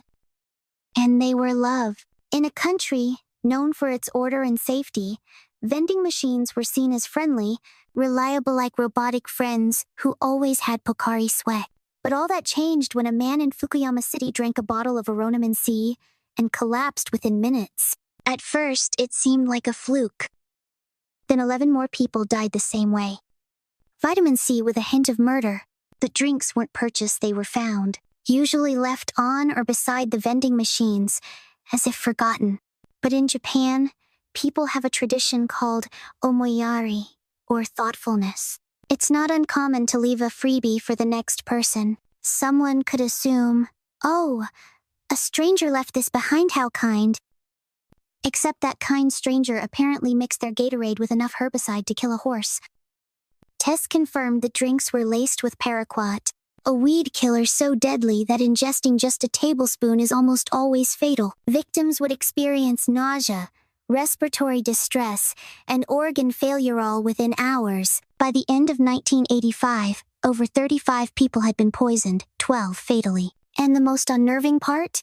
There was no pattern. Men, women, young, elderly, Different cities, different prefectures, different vending machine brands. Just one common link. An unattended drink that looked free. It's like someone took the joy of finding a bonus soda and made it a literal death sentence. The investigation that went nowhere. Authorities were baffled. Police from multiple prefectures launched parallel investigations. Warning labels were plastered on vending machines nationwide. Do not drink unattended bottles became Japan's new, don't talk to strangers. Public panic followed. News channels aired special reports. People avoided vending machines entirely. Some companies started changing the designs so you couldn't leave a bottle on top. Despit surveillance effort, fingerprint dusting, and thousands of man-hours. They never found the killer. No motive, no camera footage, no suspects, just a string of random poisonings, and then silence. By early 1986, the poisoning stopped without warning or explanation. The killer didn't go to jail. He just clocked out and disappeared. And honestly, that's what makes this one of the most terrifying cases we've ever covered. Theories, citrus, conspiracies. Theory 1. The Phantom Poisoner. The simplest theory? It was just one guy. A disgruntled loner who wanted to watch the world burn or at least get violently ill. This wasn't about revenge, politics, or money. Just chaos. So Japan got its own Zodiac killer, except his letters were lemon-flavored and full of murder juice. Right. The randomness might have been intentional.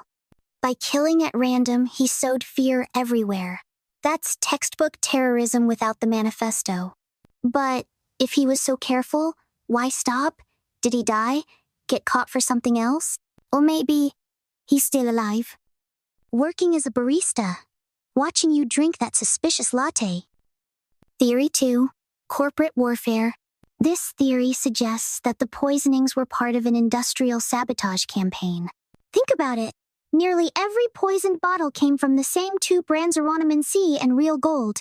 Both were popular Japanese energy drinks competing for market share. Some believe this was an inside job meant to destroy consumer trust in a specific brand. Big Cola's darkest timeline. There's precedent too. Around the same time, Japan was dealing with the monster with 21 Faces, a corporate blackmailer who poisoned candy, extorted businesses, and sent cryptic letters to the press. Maybe the paraquat killer was inspired by or part of that chaos. Like a grand conspiracy where your vending machine is actually just a corporate hitman in disguise. Theory 3. Copycat killers. Now here's where it gets wild. What if it wasn't one killer but dozens? The media reported the story. The panic spread. And then, random disturbed people decided to join in. Like a grim version of the Ice Bucket Challenge. With death. Except instead of awareness, it spreads distrust, fear, and internal bleeding. The randomness, the wide geography, it all fits. Some experts say panic-driven crimes like this can become folk epidemics, where the act itself spreads like a meme. Maybe the original killer stopped, but his method didn't. Theory 4. The perfect murder. What if the killer never meant to kill? At first, some theorists say the first bottle was an accident, maybe left behind by someone cleaning farm tools. But once it killed someone, the idea inspired others. Like the Joker dropping one poisoned Snapple and saying, "Let's see what happens." Theory 5. Paraquat wasn't the only poison. This one's for my fellow tinfoil hat collectors. What if the poisonings were a test run? For bioweapon response times, emergency panic levels, gouvernement surveillance, Araga. What? The CIA has done weirder stuff. The aftermath. Trust broken. After the attack stopped, Japan's vending culture had changed forever. Bottles began carrying tamper-proof seals. Machines were redesigned. Laws regulating paraquat tightened. Still, the paraquat poisonings remain one of the most chilling examples of anonymous mass murder in modern times. He didn't leave notes. He didn't demand money. He didn't want attention. He just wanted people to be afraid of the things they trust most. And if that's not the scariest kind of killer, I don't know what is. Case summary. Toxin. Paraquat herbicide. Method. Poisoned energy drinks left at vending machines. Casualties. 12 confirmed dead. 35 plus poisoned. Killer, still at large, or gone without a trace. So remember, folks, if you see a free drink on top of a vending machine, maybe just buy your own. Or don't drink anything, ever. Just hydrate on fear. What criminal case do you want to see next? Comment below. It's Hanako here again. Thank you all for watching. I hope you all enjoyed it. If you liked the video, don't forget to subscribe and hit the notification bell so you don't miss any of our upcoming videos. If you have any questions or suggestions, let me know in the comments section below. I'd love to hear from you, and feel free to share this video with anyone who might enjoy it too. Thanks again, and I'll catch you in the next video. Hey everyone, it's Nani here. Before we continue with the episode, I want to give a quick reminder that if you are interested to see more case files in VR chat, make sure to hit that subscribe button right down below. And be sure to turn that notification bell so you can get notified whenever Hayden upload a new video. Thank you so much.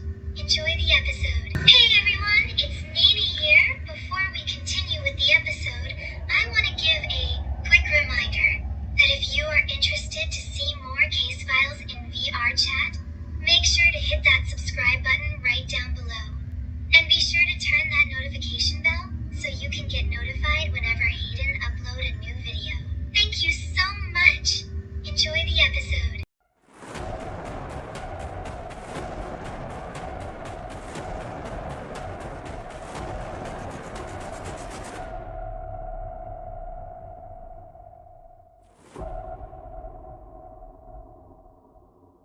Welcome to Criminal Files, where we dive into the most infamous crimes, conspiracies, and criminal mysteries in history.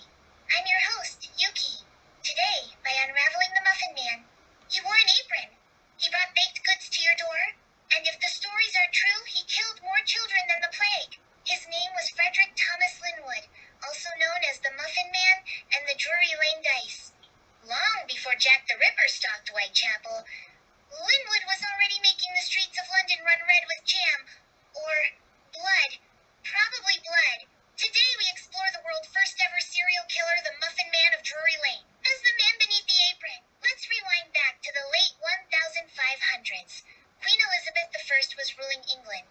Shakespeare was scribbling up a storm, and people bathed roughly once per solstice. Born in 1563, Frederick Thomas Linwood lived in London's Drury Lanes. Not the actual Drury Lane from the nursery rhyme. It was a neighborhood packed with merchants, bakeries, meat vendors, and a suspicious number of plague pits. Think! Trader Joe's, if Trader Joe's also had sewer rats the size of poodles.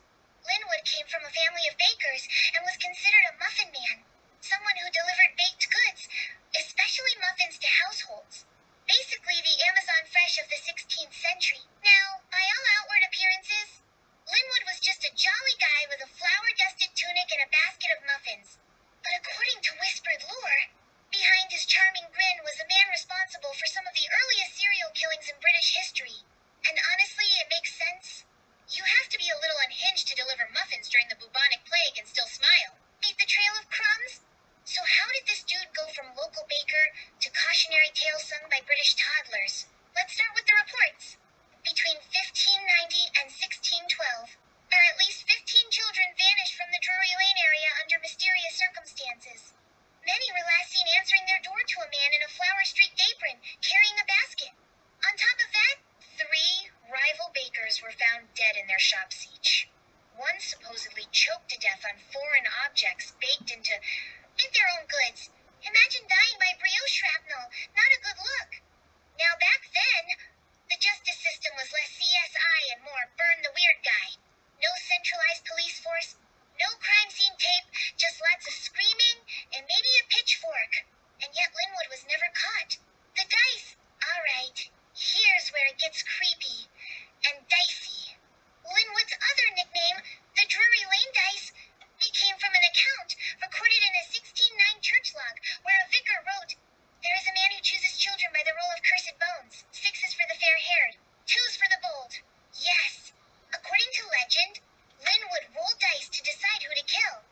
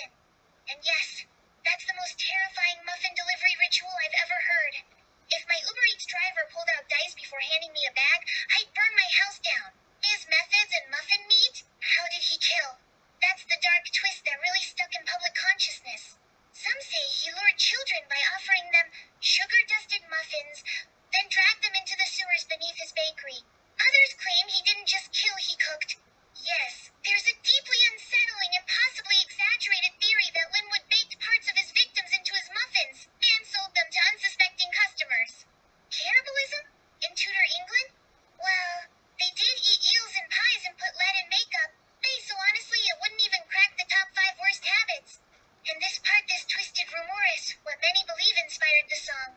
Do you know the Muffin Man, the Muffin Man, the Muffin Man? Who lives on Drury Lane? Which might be less a cute rhyme and more a historic true crime diss track. Theories. Theory 1, the first documented serial killer. The most popular theory? Linwood was the real deal, a textbook serial killer long before serial killer was even a term. He had the trademarks.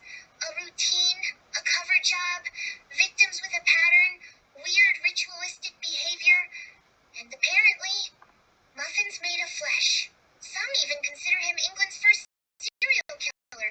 Mary Ann Cotton was a Jack the Ripper by centuries. If true, Frederick Thomas Linwood wasn't just a killer, he was a prototype. This theory says the nursery rhyme is a dark warning that survived generations, and that Linwood, through fear alone, embedded himself into British folklore, and possibly into the morning breakfast of Londoners for decades. Theory 2, a bedtime boogeyman. Here's the skeptic take. Linwood never existed. He's just the original stranger danger. In this theory, the Muffin Man was invented by desperate parents in the 1600s to keep kids from wandering alone or stealing food. You know, like, don't go near the bakery, or the Muffin Man will roll the bones on you. There's some historical support for this. Child mortality was insanely high back then, and parents often used scary folk tales to keep kids out of trouble or away from seedy plague-ridden neighborhoods. In this case, Linwood could be the medieval version of Slender Man, only this one's got cinnamon sugar. So instead of yelling stranger danger, 16th century kids were like, help, a man with scones is casting death spells on me. Theory 3, he was a coven tool. Now here's one for the conspiracy lovers.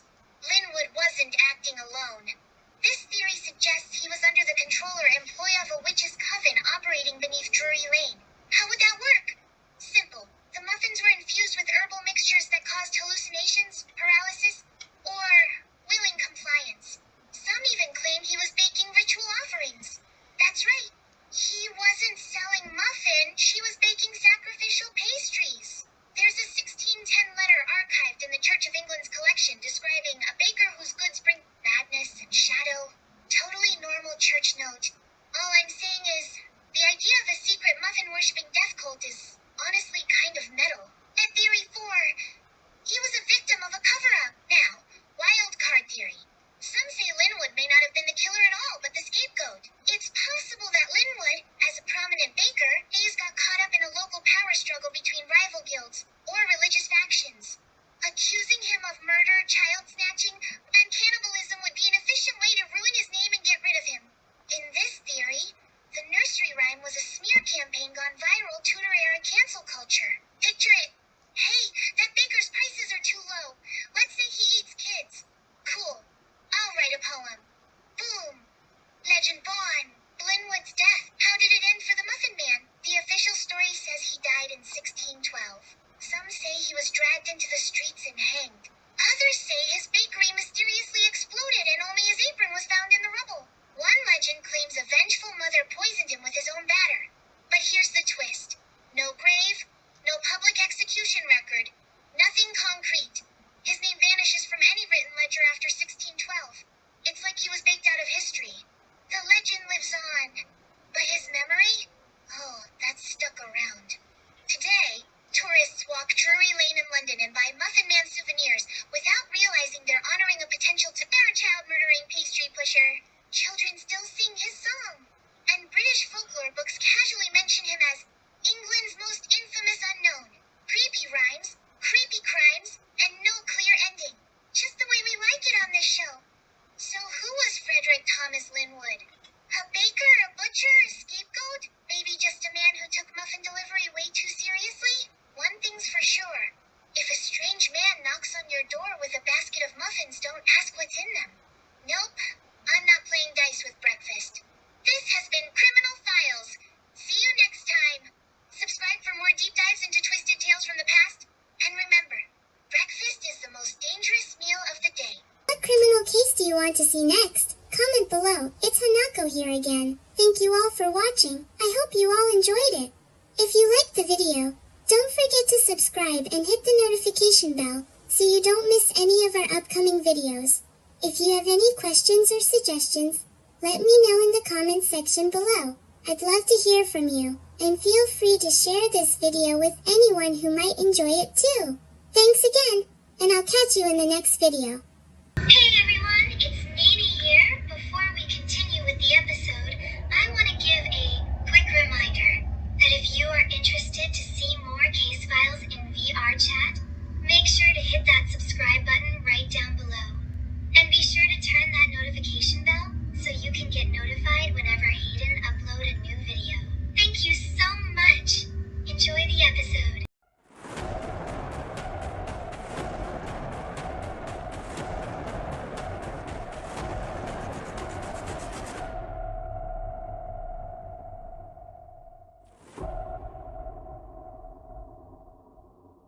A child, a boxcar, and the internet's dark reflection. Welcome to Criminal Files, where we dive deep into the most infamous crimes, conspiracies, and criminal mysteries in history. I'm your host, Tiki. Today, we're unraveling a girl A on a quiet June afternoon in 2004 inside a typical Japanese elementary school. A young girl lured her classmate in an empty classroom. There were no adults present. No one to stop what would happen next. What followed was a murder so shocking, so eerily calm, and yet so uniquely internet-infused that it spawned not just national outrage, but an entire subculture. This is the Nevada 10 murder, a case where childhood, cruelty, and the creeping influence of digital horror collided, and no one saw it coming. That's case file, Sasbo slain.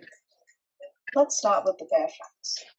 On June 1st, 2004, in Sasbo, Nagasaki Prefecture, a murder occurred inside Kabuko Elementary School. The victim was Satomi Mitarai, a 12-year-old. A killer? A classmate, age 11. Let's call her Girl A, as her identity remains legally protected. And yeah, that's the age difference. 1 year. This was not a crime of adults or high school bullies, or even teenagers. This was child-on-child violence, and it was surgical. Girl A had invited Satomi into an unused classroom during lunch break. The room was silent. Students and teachers were elsewhere. And then, with a box cutter, Girl A slashed Satomi across the neck and arms. Satomi bled to death on the floor. No screaming, no fleeing, just silence. Then, Girl A left, calmly. She returned to her own classroom, covered in blood. When approached by a teacher, her only words were, "I've done something wrong." You don't say. Who was Girl A? Now, who was this girl? In public records, she always was referred to as Girl A, but we'll explore that later. The internet had other plans for her identity. Girl A was, by all accounts, a smart and friendly child. Classmates described her as energetic, kind, maybe a little awkward. She played basketball, she did crafts, she made jokes. But over the spring of 2004, Girl A began to change. She grew withdrew, less social. She became more obsessed with horror media, particularly violent flash animations and creepypastas tales, circulating on the early Japanese internet forums. This wasn't an era of TikTok dances and Minecraft. This was the early 2000s, the height of two-channel flash games and dark message boards. And Girl A, she drove right in. Her internet life. Let's talk about where she spent her time online. She was frequently visiting sites like 2channel, the pro-Reddit of Japan, fan forums for horror flash videos, and sites sharing urban legends like the Red Room Curse. These just weren't little fun cartoons. These were often filled with violence, gore, and psychological horror. One particular flash animation, The Red Room, allegedly became a fixation of hers. It depicted a haunted pop-up ad that dooms you to death if you can't close it in time. Creepy, sure, but to a preteen with no filter between digital fantasy and real-life consequences, it may have been a little bit more of a sinister impact. Reports later revealed Girl A drew disturbing pictures, including decapitated figures and bloody imagery, in her school notebooks. Still, until that fateful day, no one imagined she was capable of actual violence. The triggering online bullying. So why did she do it? That's the question people keep asking, and the answer is both pathetic and haunting. Girl A and Satomi were once friends. They often chatted online, swapping messages through school emails, and even collaborated on art projects. But tensions began to rise. Satomi reportedly began mocking Girl A, calling her names, including fat, and ridiculing her interests in horror media. A digital spat escalated over just a few days. And then Girl A invited Satomi to the empty classroom during lunch, under the pretense of resolving the conflict. Instead, she murdered her. It was premeditated. She had brought the weapon. She had intent. This wasn't rage. It was cold and calculated.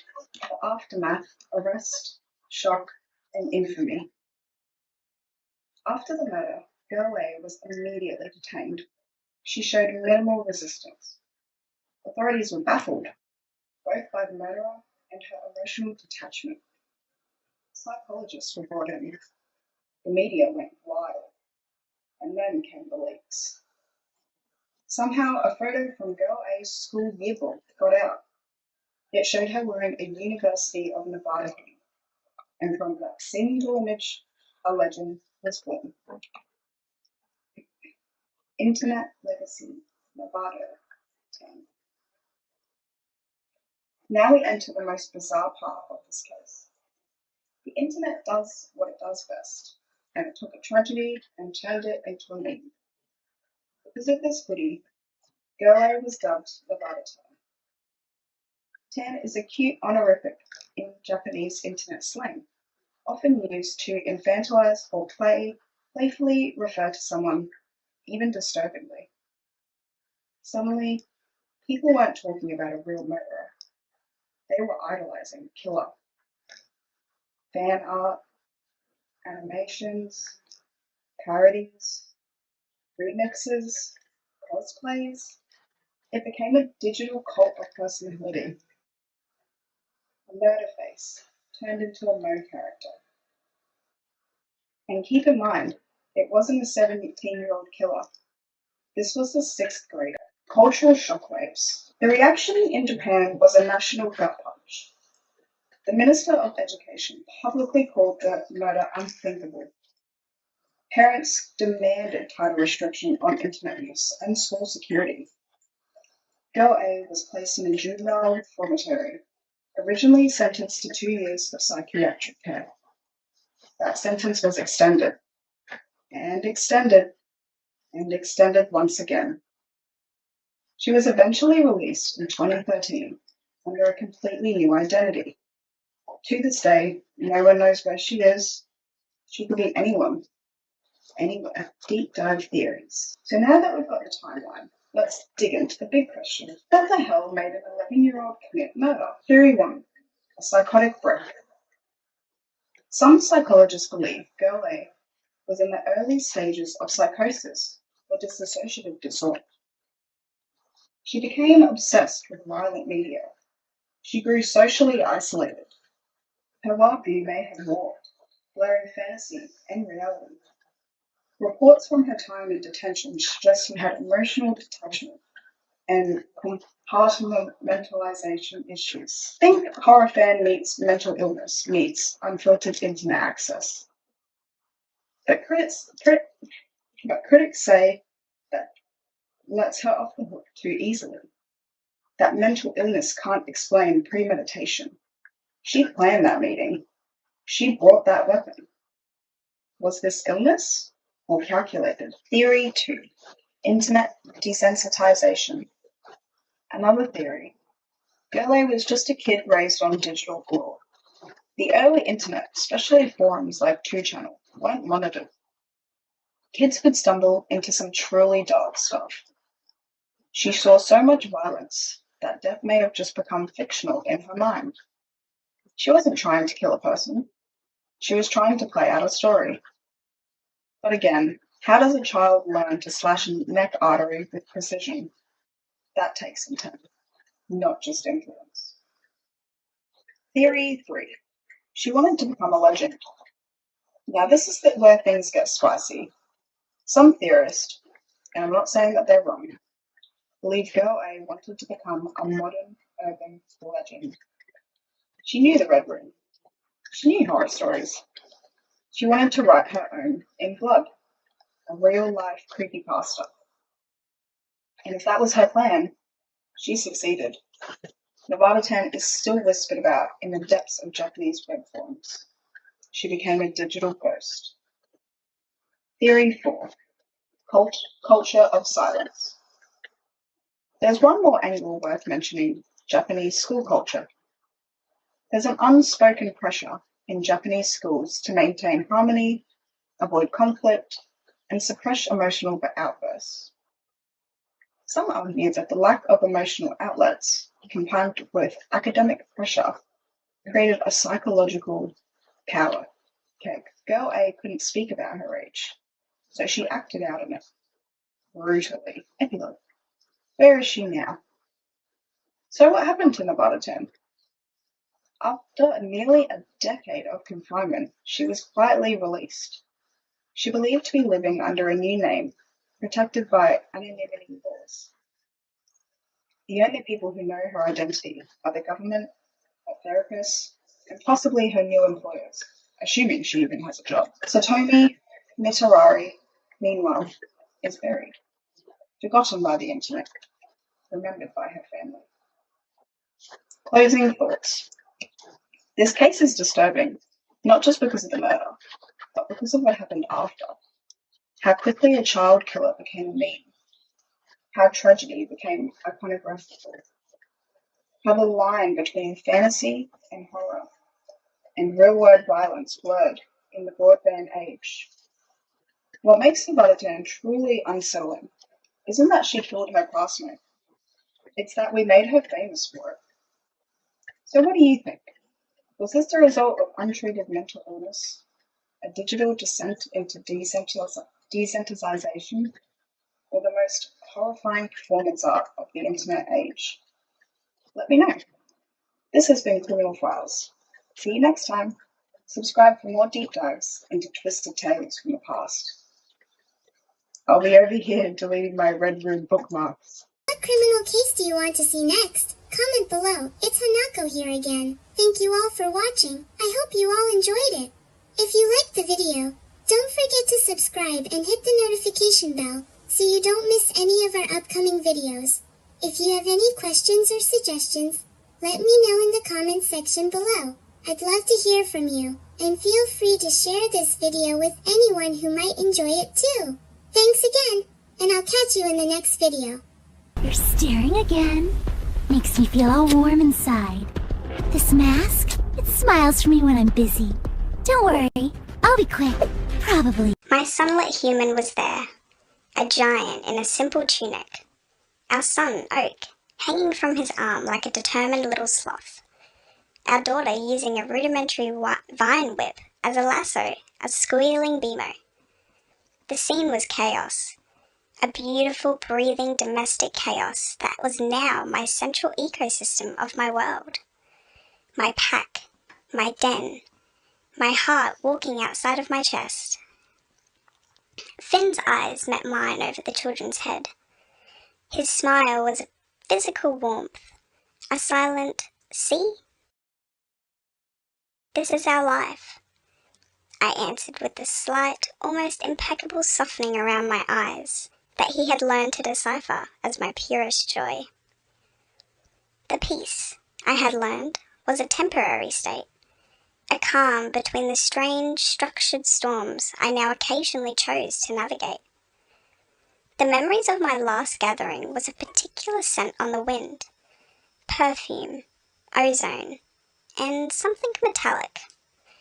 Himiko's consuming obsession, Arya's ghostly devotion, Maria's sacred heart. Their loves were rare, bioluminescent fungi, beautiful, fascinating, and often poisonous. Finn had broached the subject of the next one with the caution of a man defusing a particularly whimsical bomb. "So," he begun, while we were salvaging the scratches of a rabid squirrel had left on Oak's arm. "The consortium reconvenes tomorrow, at the Gilded Nymph. Pacifica's orders," I had grunted, applying the poultice with a gentle, precise touch. "She said," Finn continued, with his tone carefully neutral, "that the topic is comparative relationship dynamics, a round table. She said it was time for a structured data exchange." I had finished bandaging Oak's arm. A structured data exchange on love.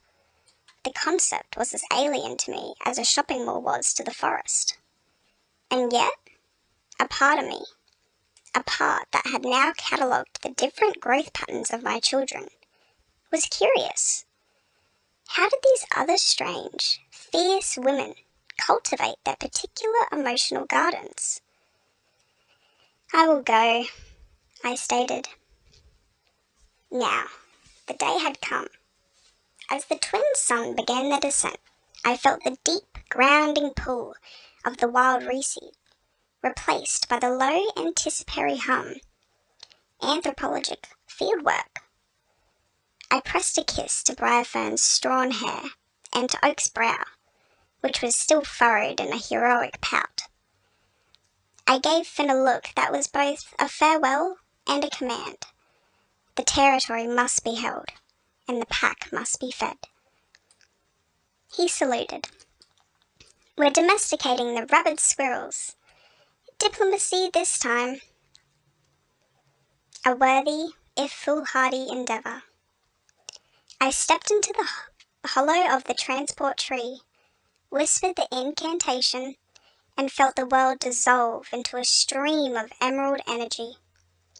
The rich scent of damp earth and blooming night glowers was replaced by the sterile, perfumed air of the Gilded Nymph. The symphony of the forest became a muted, thrumming bass line. They were already at the obsidian table, a collection of contrasting specimens. Himiko Toga was dissecting a piece of her rare steak with unsettling focus, her eyes occasionally flickering up to track the waitstaff. Masha Kaiju sat stiffly, looking at her elegant dress was a form of torture.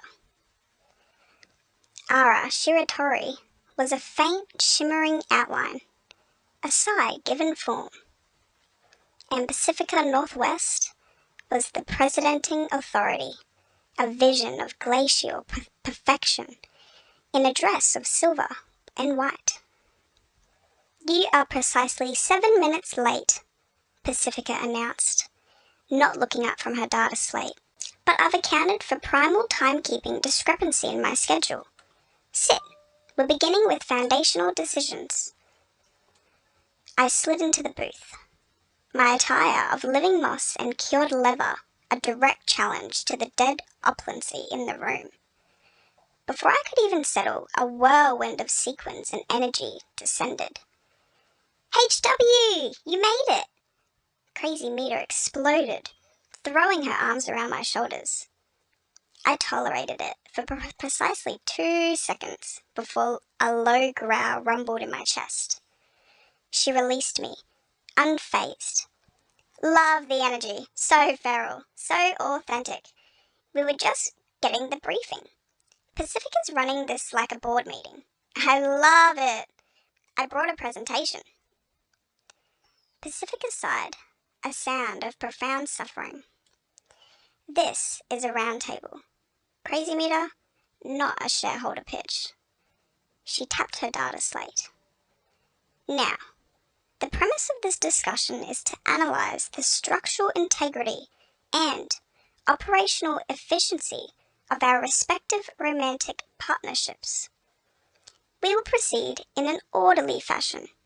Toga, you are the most volatile variable. We shall address your situation first. Define your relationship with the subject, Deku. All eyes turned to Himiko. She set her knife down and her fork down. A slow, deliberate motion.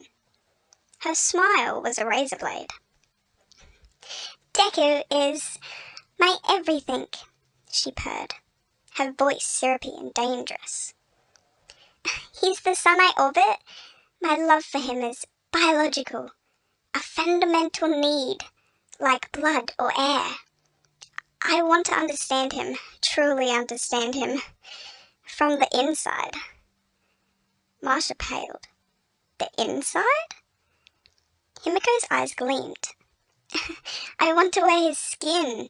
I want to feel his quirks surge through my veins as if it was my own. I want to carve my name on his bones so we will never be apart.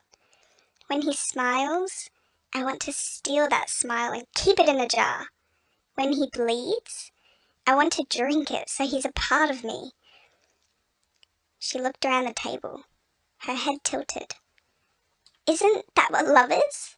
The desire to become one? To erase all lonely, empty space between two people? A stunned silence filled the space. Arya's form flickered violently.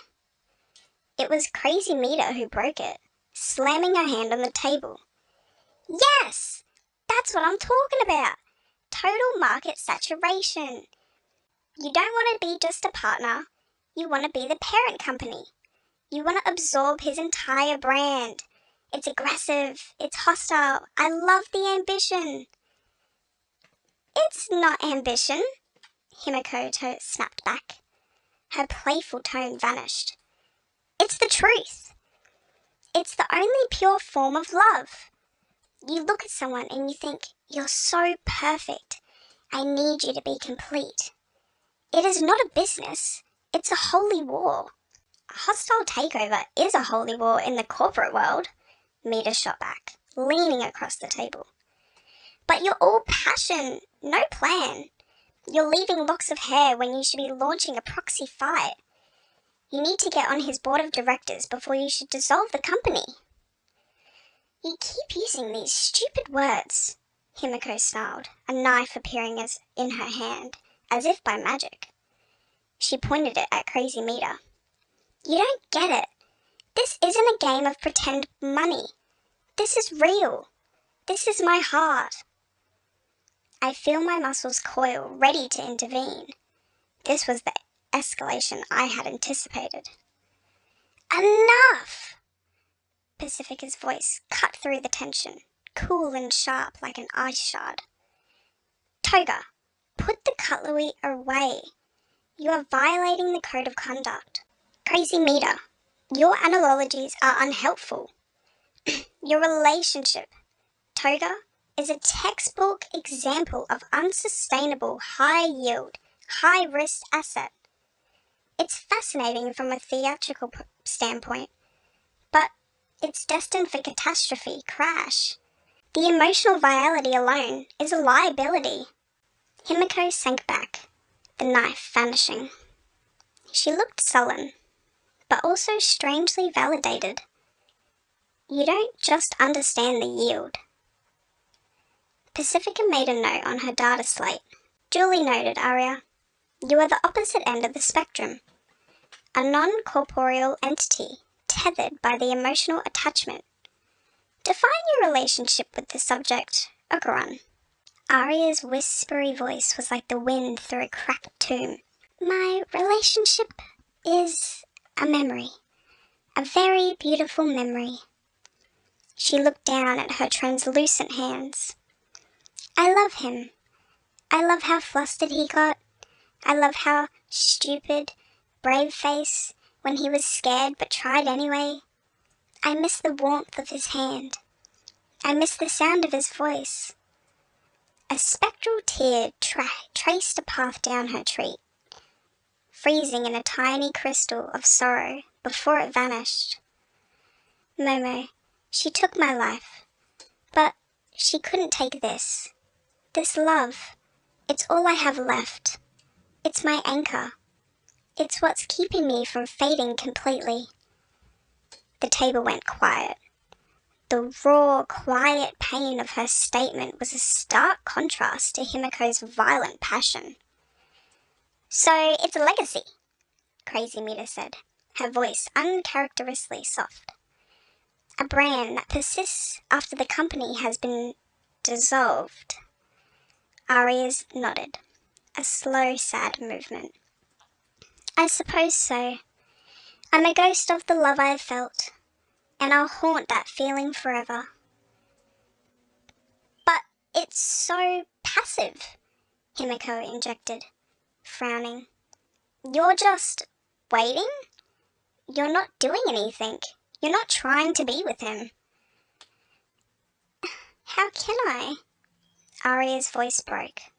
I'm dead.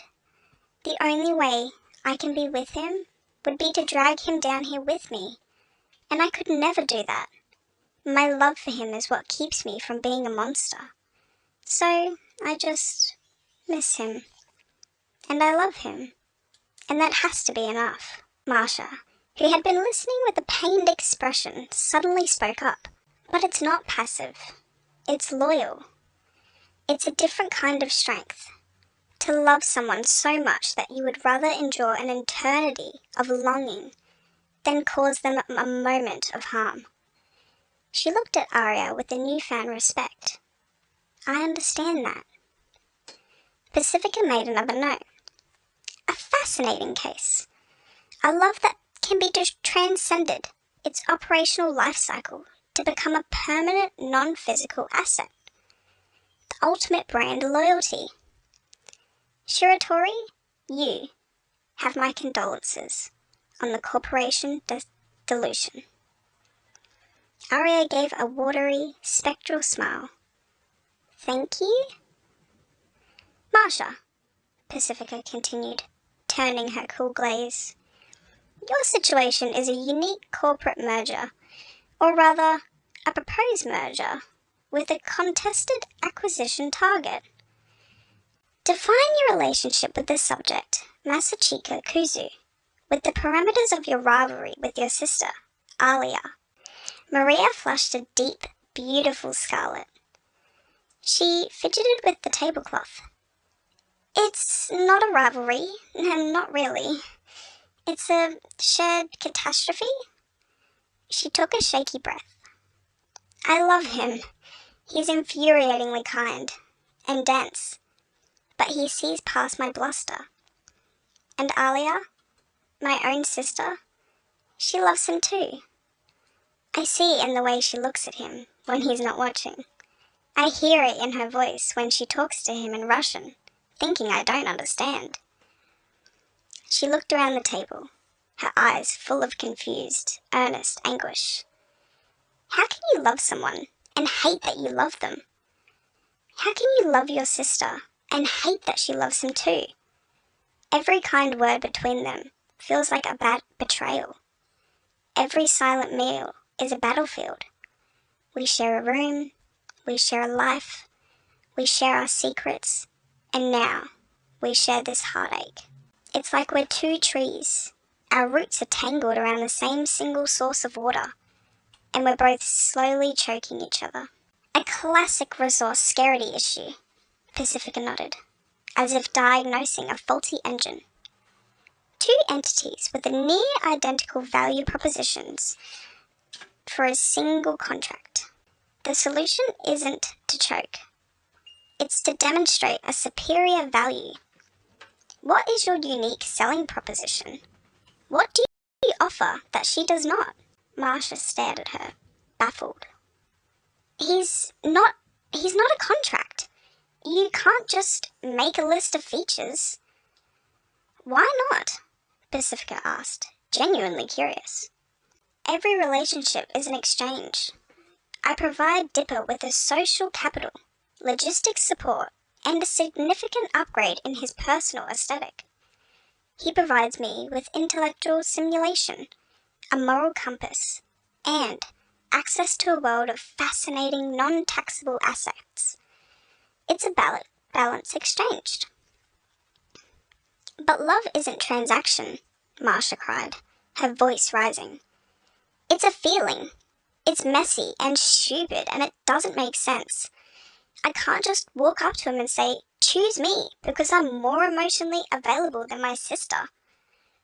Why not? Pacifica repeated. Clarity is efficient.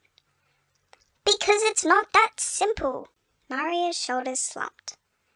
Because maybe he loves her too. Or maybe he loves neither of us. The not knowing is the worst part. The shared silent ward across the breakfast table. Crazy Meter, who had been listening with rapt attention, slammed her hand on the table. I got it! You don't make him choose. You merge. You form a new corporate entity. A trivinium. You and your sister become CEOs, well, co-CEOs, of the Russian technological industry. Maria and Pacifica both stared in her in horror. That is highly irregular, Pacifica said, a look of distaste on her face. The governance structure would be a nightmare. It's disgusting, Himiko added, wrinkling her nose. Love should be exclusive, possessive. You can't share your favorite toy.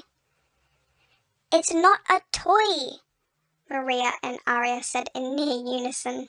The table devolved into a catastrophe of overlapping arguments. Himiko preaching the gospel of possession, Crazy Meter pitching the revolution corporate structures, and Maria defending the messy humanity of it all. And Pacifica trying to impose order with clinical definitions. Arya just watched, a sad ghostly smile on her face. And through it all, I remained silent, the observer. Their loves were such intricate, fragile constructions, a prison of obsession, a moment of memory, and a tangled knot of rivalry. They were all fighting for control, for certainty, for a way to own something that, by its very nature, could never truly be owned. Pacifica, finally restoring a semblance of order, turned her gaze to me. Huntress Wizard, you have been notably quiet. Your partnerships with the asset Finn the Human appears, from external metrics, to be both stable and highly effective. Define it. How do you quantify your operational synergy? All eyes turned to me. The obsessed, the ghost, the rival, the strategist, and the chaos agent, all waiting for their feral women to explain her heart. I took a slow breath, the words feeling like a rough, unhewed stone in my mouth. There is no qualification, I began, my voice low. There is no synergy. There is only recognition. I look at them, each of them in turn. Himiko, you speak of becoming one through consumption. I became one with Finn through alliance. We are both different species who learn to hunt together. We do not consume, we provide. Arya, your love is a beautiful ghost. Mine is a living, breathing thing that I must tend to every day. It demands sunlight and water and the shedding of the blood to protect it. Maria, your love is a battle for a single heart. My love was never a battle to be won. It was a territory we explored and claimed together, side by side. I finally looked at Pacifica. You speak of balanced ledgers and strategic assets. My heart has no ledger. There is no balance to be struck. There is only the truth of the hunt and the peace of the den. He is the storm. I am the ancient forest. The storm does not seek to own the forest. It reveals its wildness. The forest does not seek to tame the storm. It is strengthened by its fury. We are not in cooperation. We are an ecosystem. The table was utterly silent. Even Mita was speechless. Pacifica was the first to recover. She studied me, her head tilted, and for the first time, I saw not cynical analyst, but a flicker of genuine, uncalculated curiosity. An ecosystem, she repeated slowly. No corporate structure, no governing board. Just mutualistic symbols. Yes, I said. But how do you resolve disputes? Marsha asked. How do you know that it's working? We fight, I said simply. Not with words of business or strategy. We fight with claws and staffs and magic. We test each other's strengths. And when the fight is over, we are either stronger or we are not. There's no ambiguity. And it is always working because we choose, every day, to stand our ground and to share it. Himiko was staring at me, a strange, unreadable expression on her face. You don't want to wear his skin? I want him to be strong, in his own, I replied. His strength is my strength. His freedom is my freedom. To cage him would be a cage a part of myself. Arya's form solidified slightly, glowing a slight bit brighter. You get to touch him? She whispered. A world of longing in those 4 words. I nodded. I do. The rest of the evening passed in a more subdued tone. The arguments ceased, replaced by a series of genuine, probing questions directed at me. They were trying to understand a world without walls, a love without contracts. I answered as best as I could, with my rough-hued truths. When it was time to leave, the farewells were less stiff. There was a new unspoken respect. Stepping back into the transport tree was like shedding a skin of complexity. The journey was a purification. I emerged into the deep, living darkness of my forest. The air was cold and clean. The mud moat was a glorious water-filled trench. Inside the cabin, the children were asleep, their dreams untroubled by corporate takeovers or spectral longings. Finn was dozing in by the hearth, a half-finished wooden carving of a very confused-looking rabbit squirrel in his hand. He stirred as I entered. Hey, he murmured, his voice thick with sleep. How was the data exchange? I went to him, knelt, and rested my hand strong against his chest, listening to the steady, strong dum of his heart. His arms came around me, pulling me into the warmth and safety of his embrace. It was loud, I said into his tunic. And complicated. He chuckled. Figured. Lifted my head to look at his face, at the simple good man etched into the firelight. They built fortresses, I said, with high walls and deep moats. They fight wars over deeds and draw up contracts for their hearts. He smiled, a thumb stroking my cheek. And what do we do? I look at it from his face to our children, then back to him. My ecosystem, my wild, unbounded country. We, I said, my voice full of a quiet, ferocious certainty, are the open sky. I would not trade a single inch of it for all of the forests in the world. His smile was my sun, and in his light, I knew I was home. I'm Toga, Himiko Toga. I will love, live, and die normally. Just a quick blood reminder that if you want to see more videos, be sure to hit that like button and subscribe and click that notification bell so that way you can get notified whenever there's a new upload. I love you, Deku. Makes my heart race just saying it. Everyone, it's Tech here. Before we continue with the episode, I want to give a quick reminder that if you are interested to see more case files in VR chat, make sure to hit that subscribe button right down below. And be sure to turn that notification bell so you can get notified whenever Hayden upload a new video. Thank you so much. Enjoy the episode. Where's my friend Hanako at? Hanako!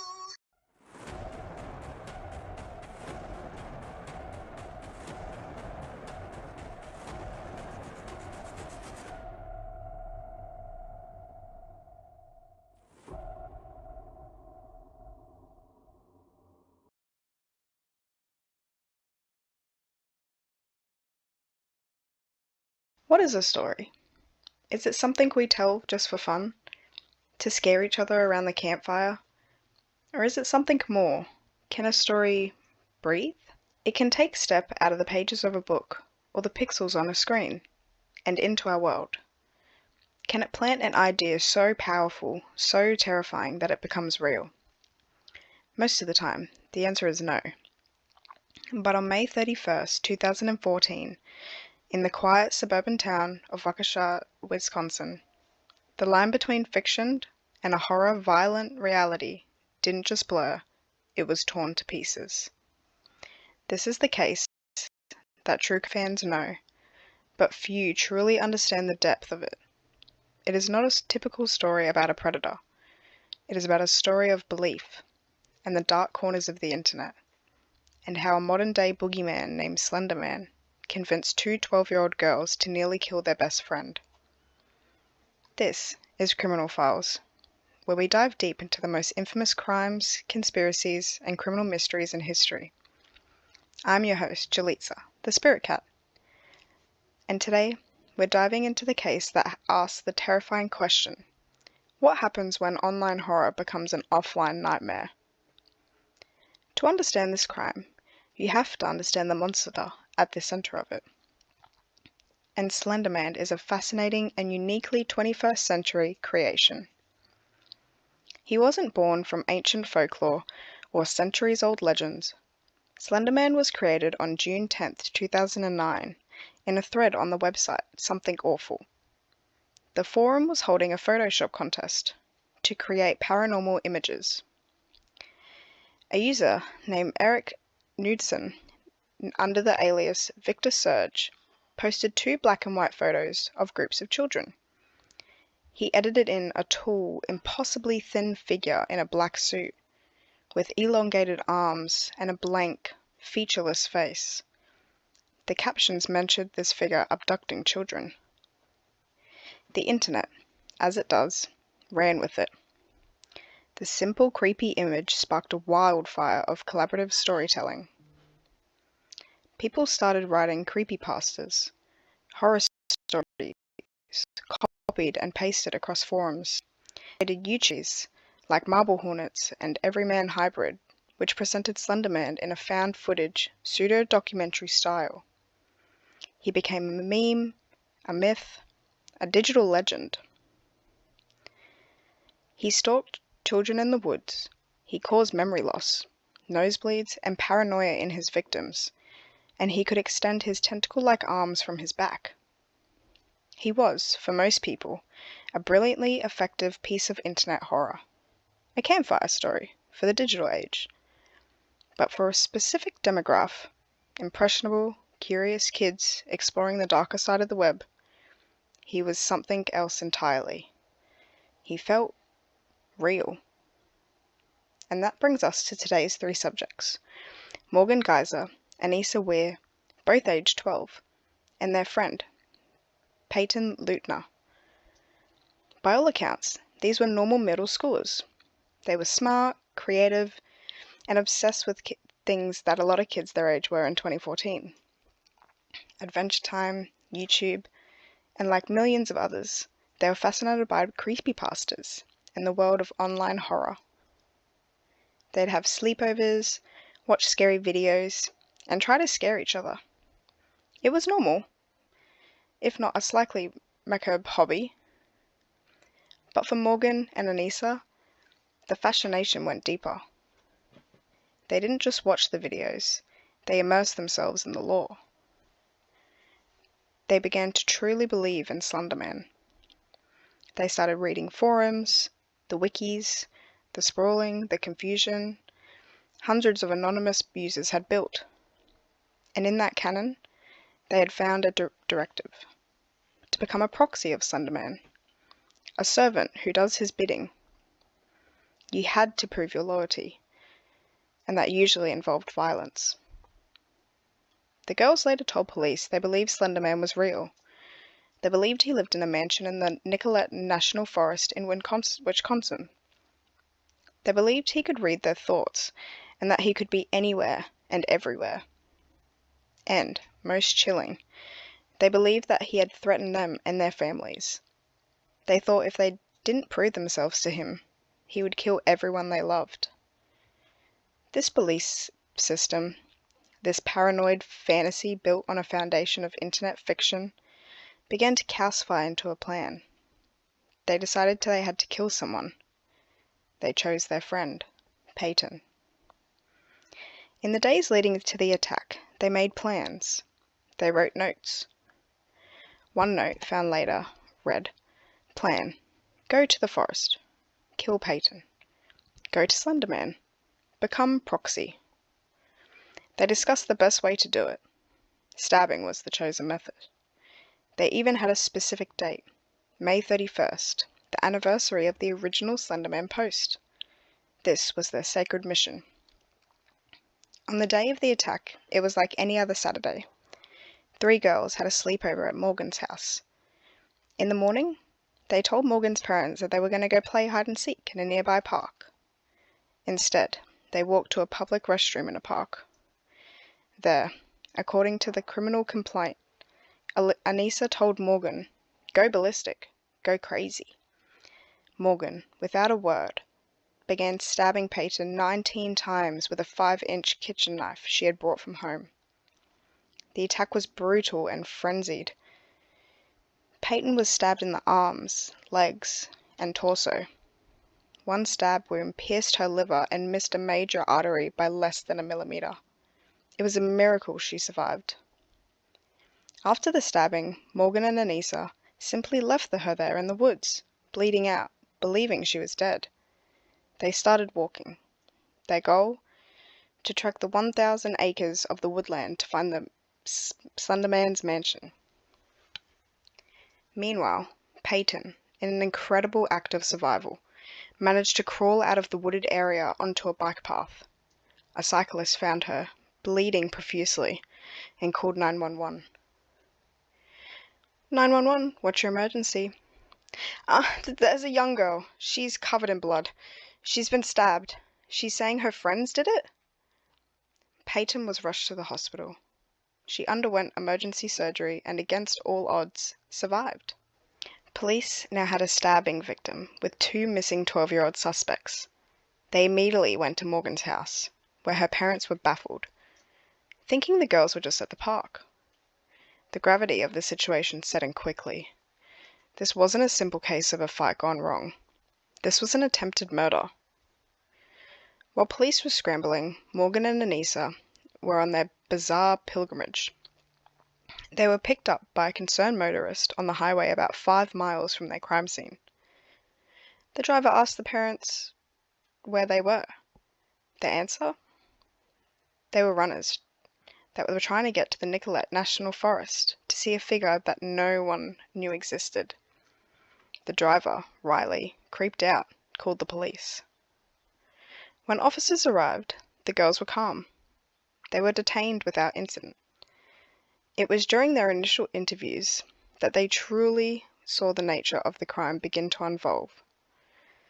They talked openly about Slender Man. They said they had to do it to protect their families, and they showed no remorse. To them, it wasn't murder. It was a necessity. A transaction with a supernatural being to ensure their own safety. The public and the media were stunned. How could 2 seemingly normal preteen girls commit such a brutal act of fictional character?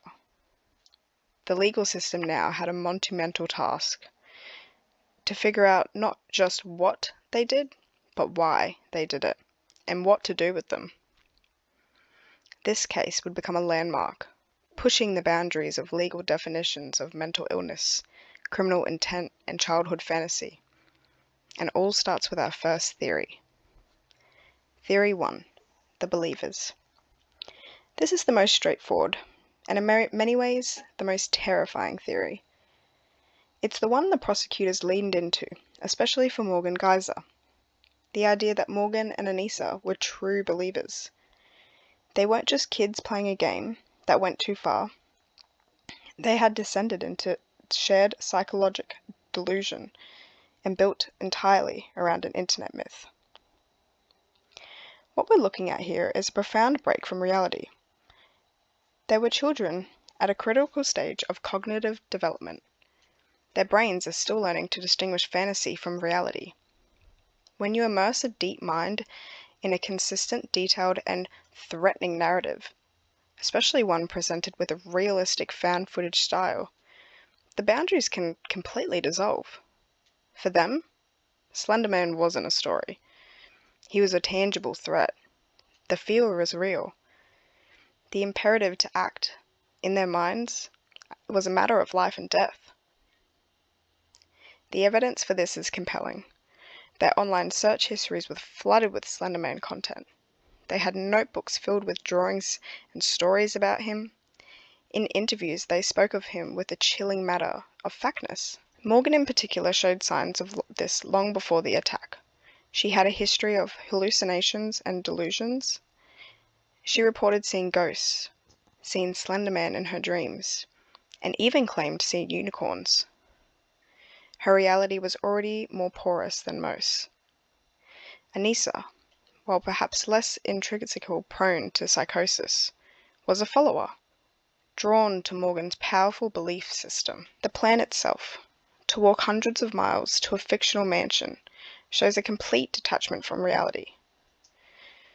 This theory posits that they were not evil, that they were gravely, tragically ill.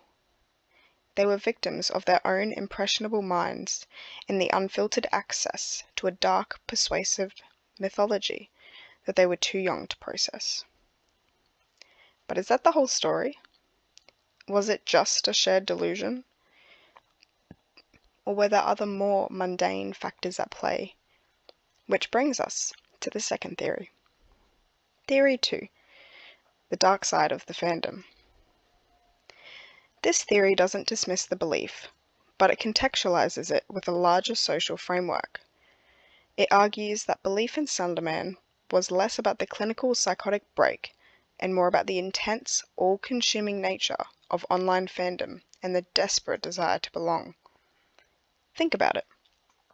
In 2014, the creepypasta community was a huge sprawling thing for Tumblr, Reddit, and YouTube. For lonely kids, becoming an expert in this lore was a way to gain social capital. It was its own secret club, with its own rules, its own language, its own hierarchy. The more you know, the more in you were. The more extreme your belief, the more dedicated a fan you were. The Slender Man mythos was, and is, a participatory culture. You don't just consume it, you add to it. You create fan art, you write your own stories, you roleplay as characters.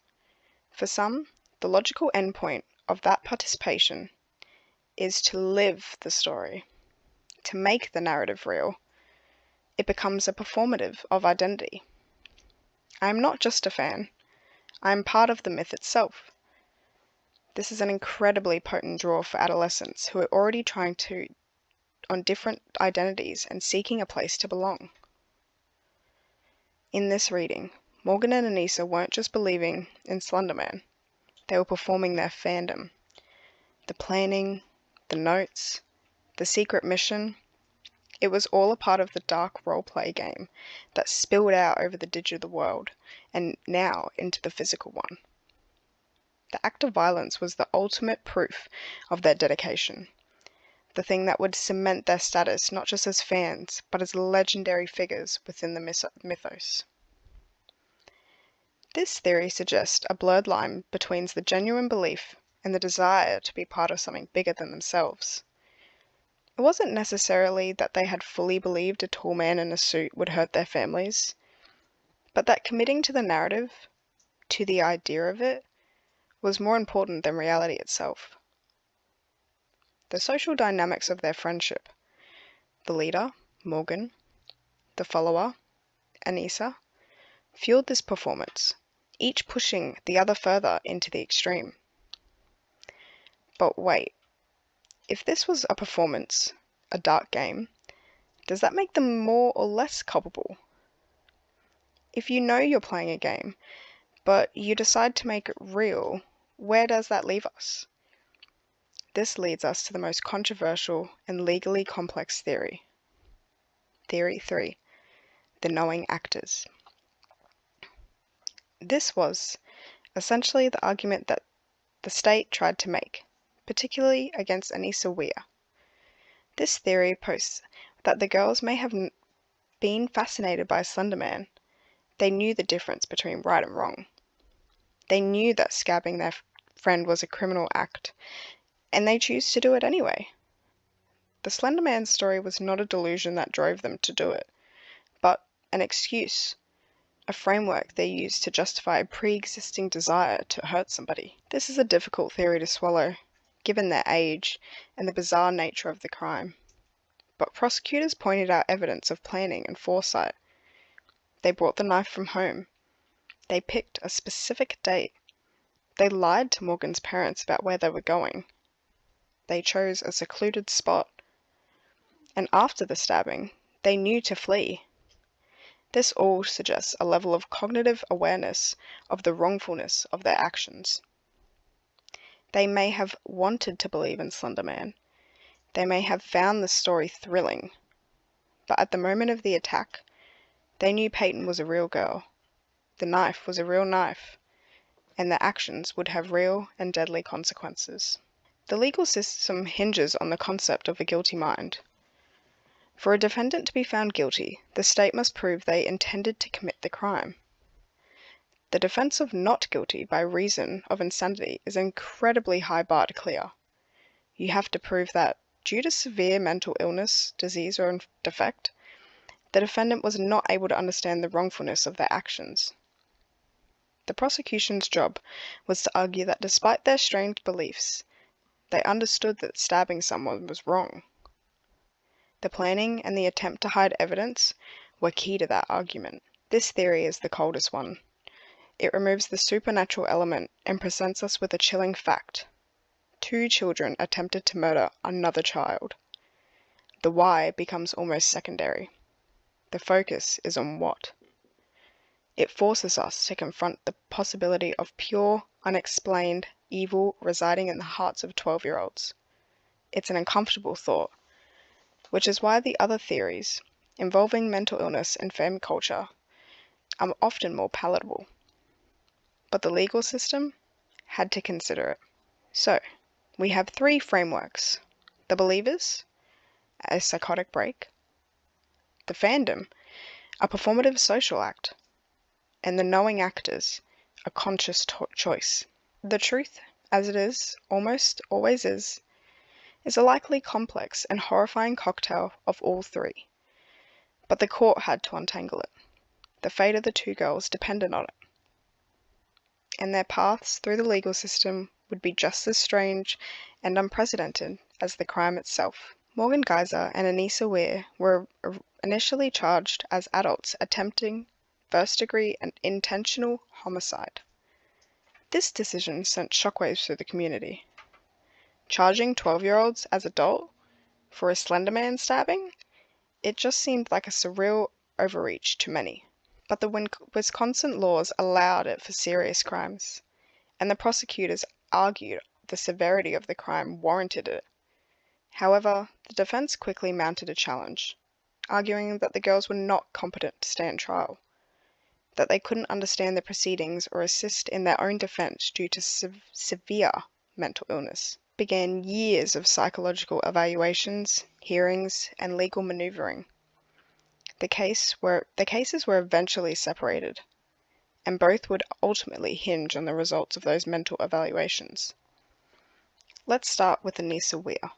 In 2017, Anissa's case went to trial, but it wasn't a typical trial. She pleaded guilty to attempted second-degree homicide, but her lawyers argued she was not guilty by reason of mental disease or defect, the insanity defense. So the trial became what it's known for as a phase trial. The first phase determined if she committed the crime. She had. She pled guilty. The second phase would determine her mental state at the time. The prosecution argued the knowing actors theory. They said she knew it was wrong. They pointed to her asking Morgan to go crazy as evidence. She was egging her on, aware of the reality of the situation. The defense argued the believer theory. They presented evidence of her delusional belief system. A key witness was Dr. Kenneth Robbins, a psychiatrist who testified that Anissa was suffering from a shared psychotic disorder, and that she truly believed that Slenderman was real and would kill her family if she didn't obey. He said she believed that Peyton's death wasn't a murder, but a sacrifice, and would allow Peyton to become a ghost and serve Slenderman too. In her distorted reality, she was doing Peyton a favor. The jury had one question. Did Anissa Weir, as a result of mental disease, lack the capacity to appreciate the wrongfulness of her conduct? After a day of deliberation, the jury said yes. She was found not guilty by reason of insanity. The judge then committed her to a secure mental illness institution for a minimum of 3 years. She would be released only when doctors and a judge determined she was no longer a danger to herself or to others. Now let's turn to Morgan Geyser. Morgan's case was even more complex. Her mental health issues were more severe and more clearly documented. She was diagnosed with early onset schizophrenia. She experienced auditory and visual hallucinations, disorganized thinking, and profound delusions. Her evaluation reports were heartbreaking. She believed she could time travel, that she had mind powers, and that she regularly communed with Slenderman and other fictional characters from Harry Potter and the Doctor Who universes, whom she believed were real. She believed Slenderman had cameras everywhere and could hear her thoughts. In 2017, rather than go to trial, Morgan pleaded guilty to attempted first-degree intentional homicide. But like Anissa, her plea was part of an insanity defense. The court had to determine her mental state. The evidence was overwhelming. Psychiatrist after psychiatrist testified that Morgan was deeply, profoundly ill. She lived in a world where fantasy and reality were indistinguishable. One doctor stated at the time, she lacked substantial capacity to appreciate the wrongfulness of her actions. She wasn't just a believer. She was living in a completely different reality. In 2018, a judge agreed. Morgan Geyser was also found not guilty by reason of insanity. She was committed to a mental health facility for a minimum of 10 years, a longer sentence reflecting the court's view that she was the primary actor in the stabbing and that her illness was more severe. So the legal system had spoken. The official verdict was that both girls were legally insane at the time. The believer theory had won in court. But the story doesn't end with a verdict. The aftermath of this case is a long, complicated, ongoing journey of recovery, guilt, and a lifelong struggle with the monster that helped bring to life. Peyton, the victim, survived her horrific injuries. Physically, she recovered remarkably well, but the psychological scars are undoubtedly deep. She has, for the most part, stayed out of the public eye, a testament to her family's desire to let her have a normal life after such an abnormal trauma. Anissa Weir was released from the Mental Health Institute in September 2021 after 7 years of treatment. She was 19 years old. Her release came with strict conditions, including continued mental health monitoring and no access to the internet without approval. In a rare interview after her release, she expressed remorse, calling her actions inexcusable and stating, "I know I did something horrible. I know there's no taking it back." She's trying to build a life forever shadowed by the actions of her 12-year-old self. Morgan Geyser remains in a mental institution facility. In 2022 hearing, she spoke to the court via video, now a young woman. She apologized to Peyton, saying, "I never meant for any of this to happen. I know that I did something terrible. I know I hurt somebody really badly." Doctors testified that she made significant progress with medication and therapy, gaining insight to her illness, but that she still requires structured care. Her schizophrenia is a life sentence in itself, a constant battle with a monster that lives inside her head, far more real than Slenderman ever was. So where does that leave us? We're left with a tangle of web and blame. Do we blame the girls? Their parents for not monitoring their internet use? The creators of Slenderman? The internet itself? Eric, the man who photoshopped the original image, has expressed profound sorrow and horror over the event. But can he be blamed? He created a piece of art, a meme. He didn't tell anyone to commit violence. The internet is a vast, chaotic ecosystem of ideas. It's a tool. It can be used for incredible good and unimaginable horror. It's a mirror reflecting our collective conscious, and sometimes we see monsters staring back. The Slenderman stabbing is a Rorschach test. What you see in it depends on your own fears. Do you fear the unmonitored access children have to the dark corners of their web? Then you see a failure of parenting and a content moderation. Do you fear the power of belief and the fragility of the human mind? Then you see a tragic case of mental illness. Do you fear the incoherent darkness that may exist in anyone, regardless of age? Then you see a pure, inexplicable evil.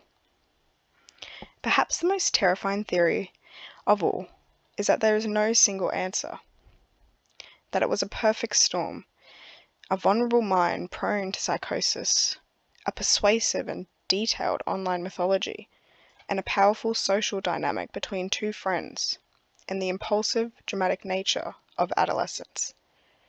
All these factors collided with a catastrophic result. The story of Slenderman is a story, but the story of Morgan, Anissa, and Peyton is a human one. It's a story about how the fictions we tell can have real consequences. It's a warning about the stories we consume and the stories we believe. It reminds us that the most dangerous monsters aren't the ones lurking in the woods. They're the ones that we create, and the ones sometimes we allow ourselves to become. What do you think? Were they believers, lost in a fandom, or knowing actors? Let us know in the comments. And remember, some stories are best left as fiction. Thanks for watching Criminal Files. What criminal case do you want to see next? Comment below. It's Hanako here again. Thank you all for watching. I hope you all enjoyed it. If you liked the video, don't forget to subscribe and hit the notification bell so you don't miss any of our upcoming videos. If you have any questions or suggestions, let me know in the comments section below. I'd love to hear from you, and feel free to share this video with anyone who might enjoy it too. Thanks again, and I'll catch you in the next video.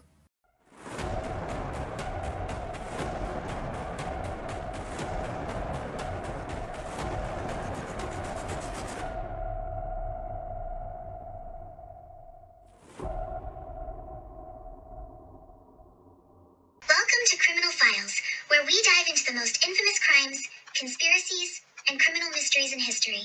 I'm your host, Annabelle.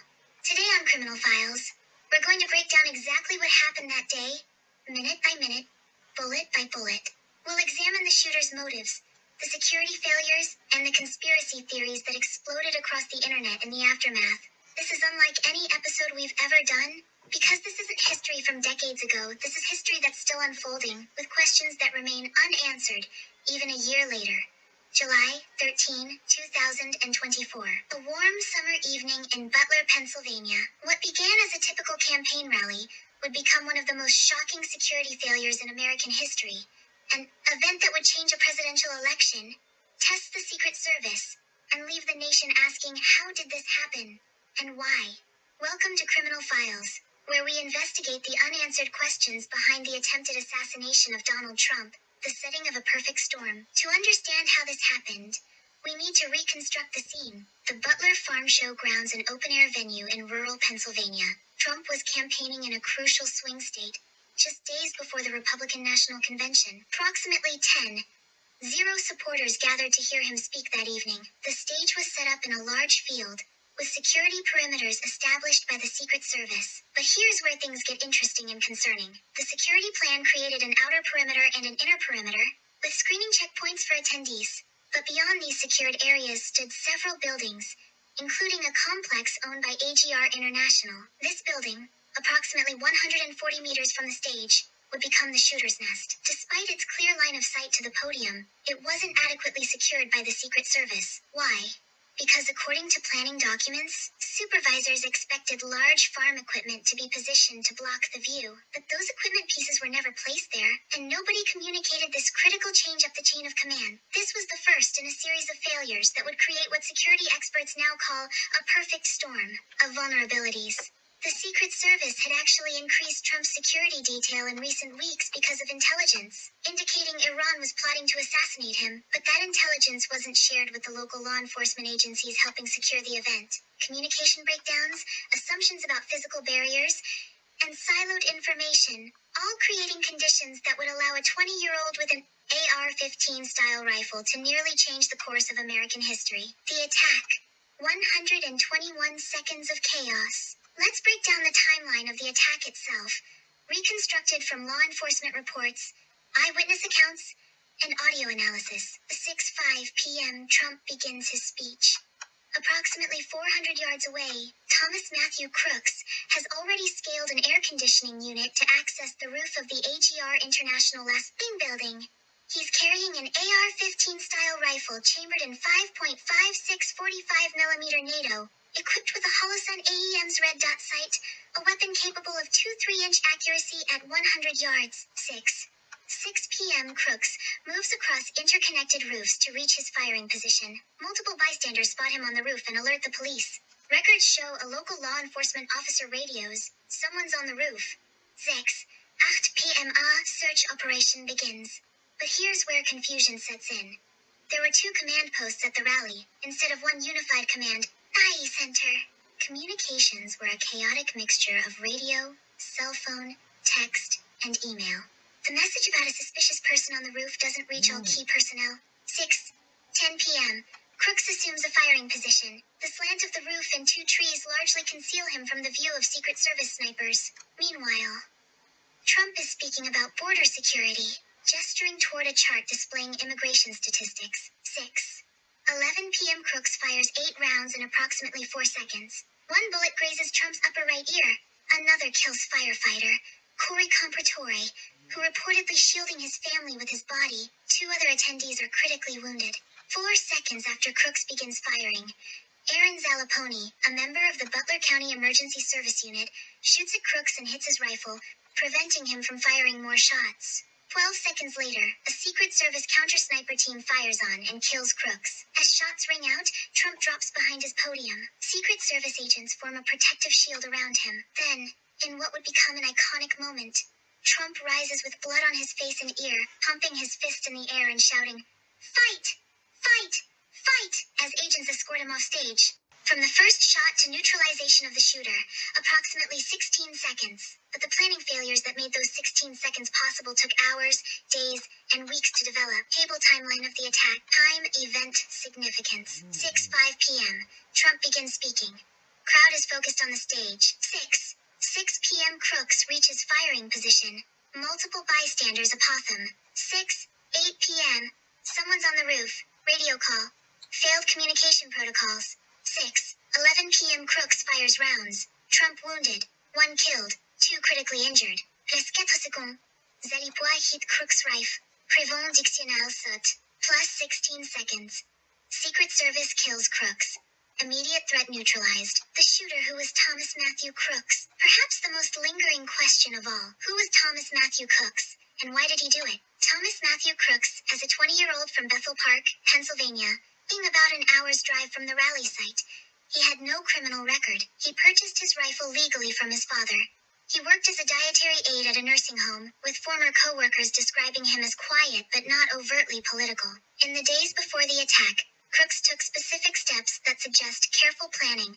On July 7, he visited the rally site for 20 minutes after registering to attend. On July 12, he visited a shooting range to practice with his rifle. On July 13, he bought a 5-foot ladder before driving to the site, then left to purchase 50 rounds of ammunition before returning. Around 3:50 p.m., he flew a drone for 11 minutes, surveying the scene behind his eventual firing portion. Perhaps most chillingly, law enforcement had multiple encounters with Crooks before the shooting. At 4:26 p.m., a local law enforcement counter-sniper, ending his shift, spotted Crook around the AG International building and texted colleagues about him. At 5:14 p.m., another counter-sniper photographed Crooks scoping out the rooftop and carrying an old Angfinna. Officers went outside to find him, but Crooks ran from his position and evaded search by 4 police officers. Despite being spotted by law enforcement more than minutes before the shooting, and again 20-30 minutes before, Crooks wasn't apprehended. Multiple local officers identified him as suspicious near the event's magnetometer weapon detectors and expressed their suspicions over the radio. The Secret Service was informed at some point, but no action was taken. The FBI investigation concluded Crooks acted alone, left behind no manifesto, no clear ideological statements, and his social media showed no overt political extremism. This absence of motive has created a vacuum, one that has been filled with speculation and conspiracy theories. The security failures, how this could happen. The assassination attempt represented what multiple investigators called multiple, unacceptable failures in planning and execution. Let's break down the key security breakdowns. Failure 1. The unsecured roof. The building Crooks fired from had a clear line of sight to the stage and was left unguarded. Supervisors need large farm equipment to block the view, but when those weren't placed, nobody communicated this up the chain of command. Failure 2. Communication silos. Instead of one unified command post, there were 2 separate command centers. Communications were described chaotic mixture of radio, cell phone, text, and email. Critical information about a suspicious person on the roof didn't reach all necessary personnel. Failure 3. Resource denials. A Senate committee found the Secret Service denied multiple requests for additional staff, assets, and reset protection for President Trump during the campaign, including at least 2 requests specifically for the Butler rally. The former director denied this, creating conflicting accounts. Failure 4. Spotting but not stopping. Law enforcement spotted Crooks more than 90 minutes before the shooting, photographed him 57 minutes, and searched for him 20-30 minutes before. But he evaded capture and made it to the roof undetected. In the aftermath, IS Secret Service agents were suspended for 10 to 42 days without pay. Their positions ranged from supervisory to line level. The former director, Kimberly Cheadle, resigned 10 days after the shooting, but many question whether these disciplinary actions were sufficient for such catastrophic failures. Perhaps most startling, just 9 weeks after the Butler shooting, another would-be assassin camped in shrubbery outside Trump's golf course in Palm Beach, Florida, before being spotted and shot at by a Secret Service agent. This second close call suggested systemic problems rather than a one-time failure. Hey everyone, it's Nani here. Before we continue with the episode, I want to give a quick reminder that if you are interested to see more case files in VR chat, make sure to hit that subscribe button right down below. And be sure to turn that notification bell so you can get notified whenever Hayden upload a new video. Thank you so much. Enjoy the episode. The theories what really happened.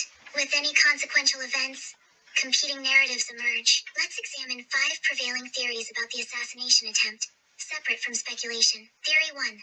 the lone wolf. The official FBI conclusion is that Koss acted alone, a disturbed individual without clear ideological motives. Supporters of this theory point to the absence of communication suggesting collaborators, his apolitical social media presence, and the carefully planned but independent nature of his actions. This theory aligns with patterns of other lone wolf attackers who planned meticulously but shared little about their motives.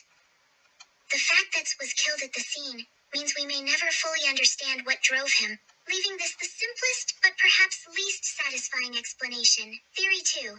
The political martyrdom narrative. Some comments suggest that the assassination attempt, regardless of Crooks's actual motives, it was inevitably politicized. Trump's immediate use, raising his fist and shouting, "Fight," created a powerful image of resilience. His subsequent statements about God intervening to save him reinforced his narrative of divine favor and political martyrdom. This theory posits that the shooting, however tragic, ultimately strengthened Trump's campaign by solidifying his supporters' loyalty and our powerful imagery. The fight slogan and bloodied face photo became ubiquitous at subsequent rallies and campaign merchandise. Theory 3. The security complacency theory. This theory suggests the Secret Service suffered from institutional complacency. Despite specific threats, including intelligence about Iranian assassination plots, the agency failed to adapt security protocols for the heightened political polarization and specific threats of the 2024 election cycle. Proponents of this theory point to the Senate report that found the agency denied multiple requests for additional resources. They also did not second assassination attempt weeks later as evidence of systemic issues, rather than a one-time failure.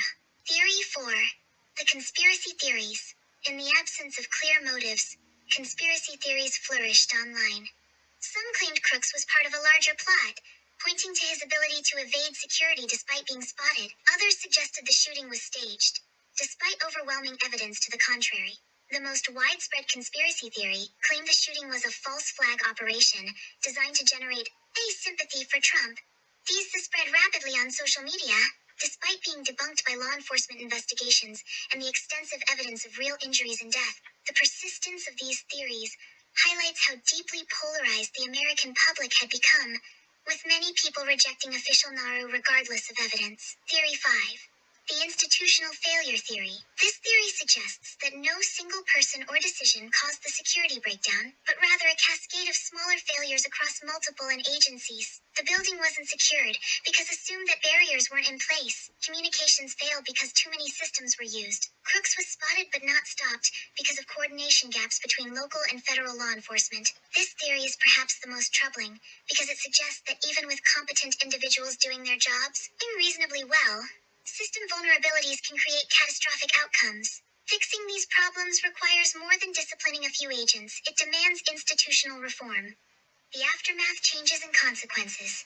The assassination attempt had immediate and lasting consequences for American politics, security protocols, and public discourse. Politically, the event transformed the 2024 election. Just days after the shooting, Trump named J.D. Vance as his running mate at the Republican National Convention, where Trump appeared triumphantly with a bandaged ear. Then, President Joe Biden withdrew from the race the following Sunday, citing his disastrous June debate performance and the changed political landscape. The Secret Service implemented significant reforms under new director Sean Curran, whom Trump appointed after the shooting. The agency area, a new aviation division to oversee drones, purchased armored ATVs for golf course security, and updated procedures for documenting line-of-sight concerns and coordinating with local law enforcement. Trump himself was visibly affected by the attempt on his life. He frequently recounted the details of July 13 in speeches, often noting thanking to look at a border statistics chart probably saved my life. He began using a bulletproof glass at outdoor events, a practice that continues to this day. For the victims and their families, the aftermath was personal and painful. Corey Comparator, the 50-year-old firefighter who was killed, was remembered as a hero who shielded his family from gunfire. His widow, Helen, expressed frustration with the security failures. Why was that such a failure? Why weren't they paying attention? A year later, many questions remain unanswered. The motivations of Thomas Matthew Crooks are still unclear. Accountability for security failures has been limited to suspensions rather than prosecutions, and the political divisions that may have contributed to the violence have only deepened. Conclusion. Unanswered questions. As we conclude our investigation into the Butler assassination attempt, we're left with more questions than answers, the mark of a true mystery. First, what motivated Thomas Matthew Crooks?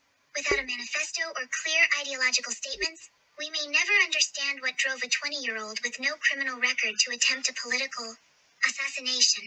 Second, why were so many security protocols violated or ignored? Multiple law enforcement officers spotted Crooks before the shooting, but Zion was taken. The building with clear night lines was left unguarded. Communications broke down between agencies. Third, would more severe accountability prevent future failures?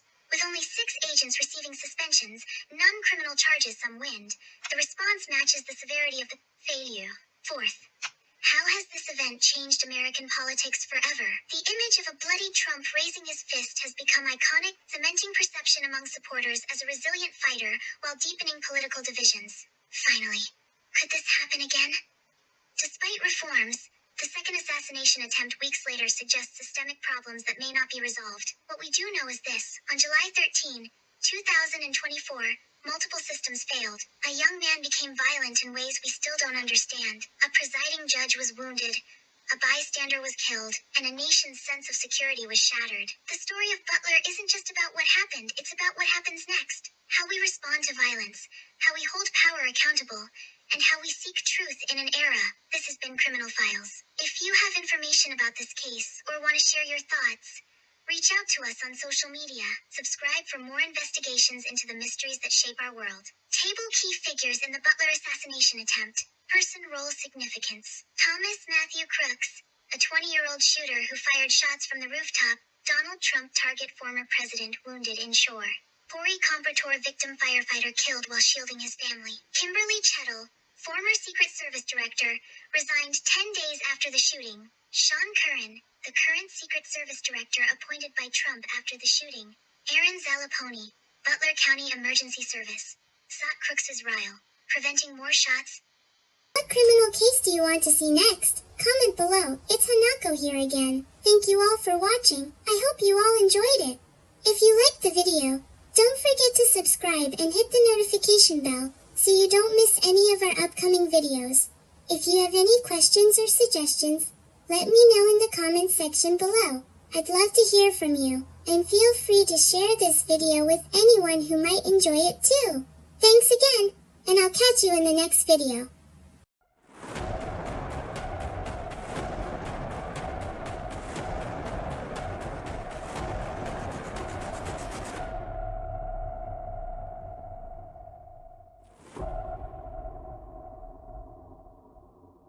Welcome to Criminal Files, where we dive into the most infamous crimes, conspiracies, and criminal mysteries in history.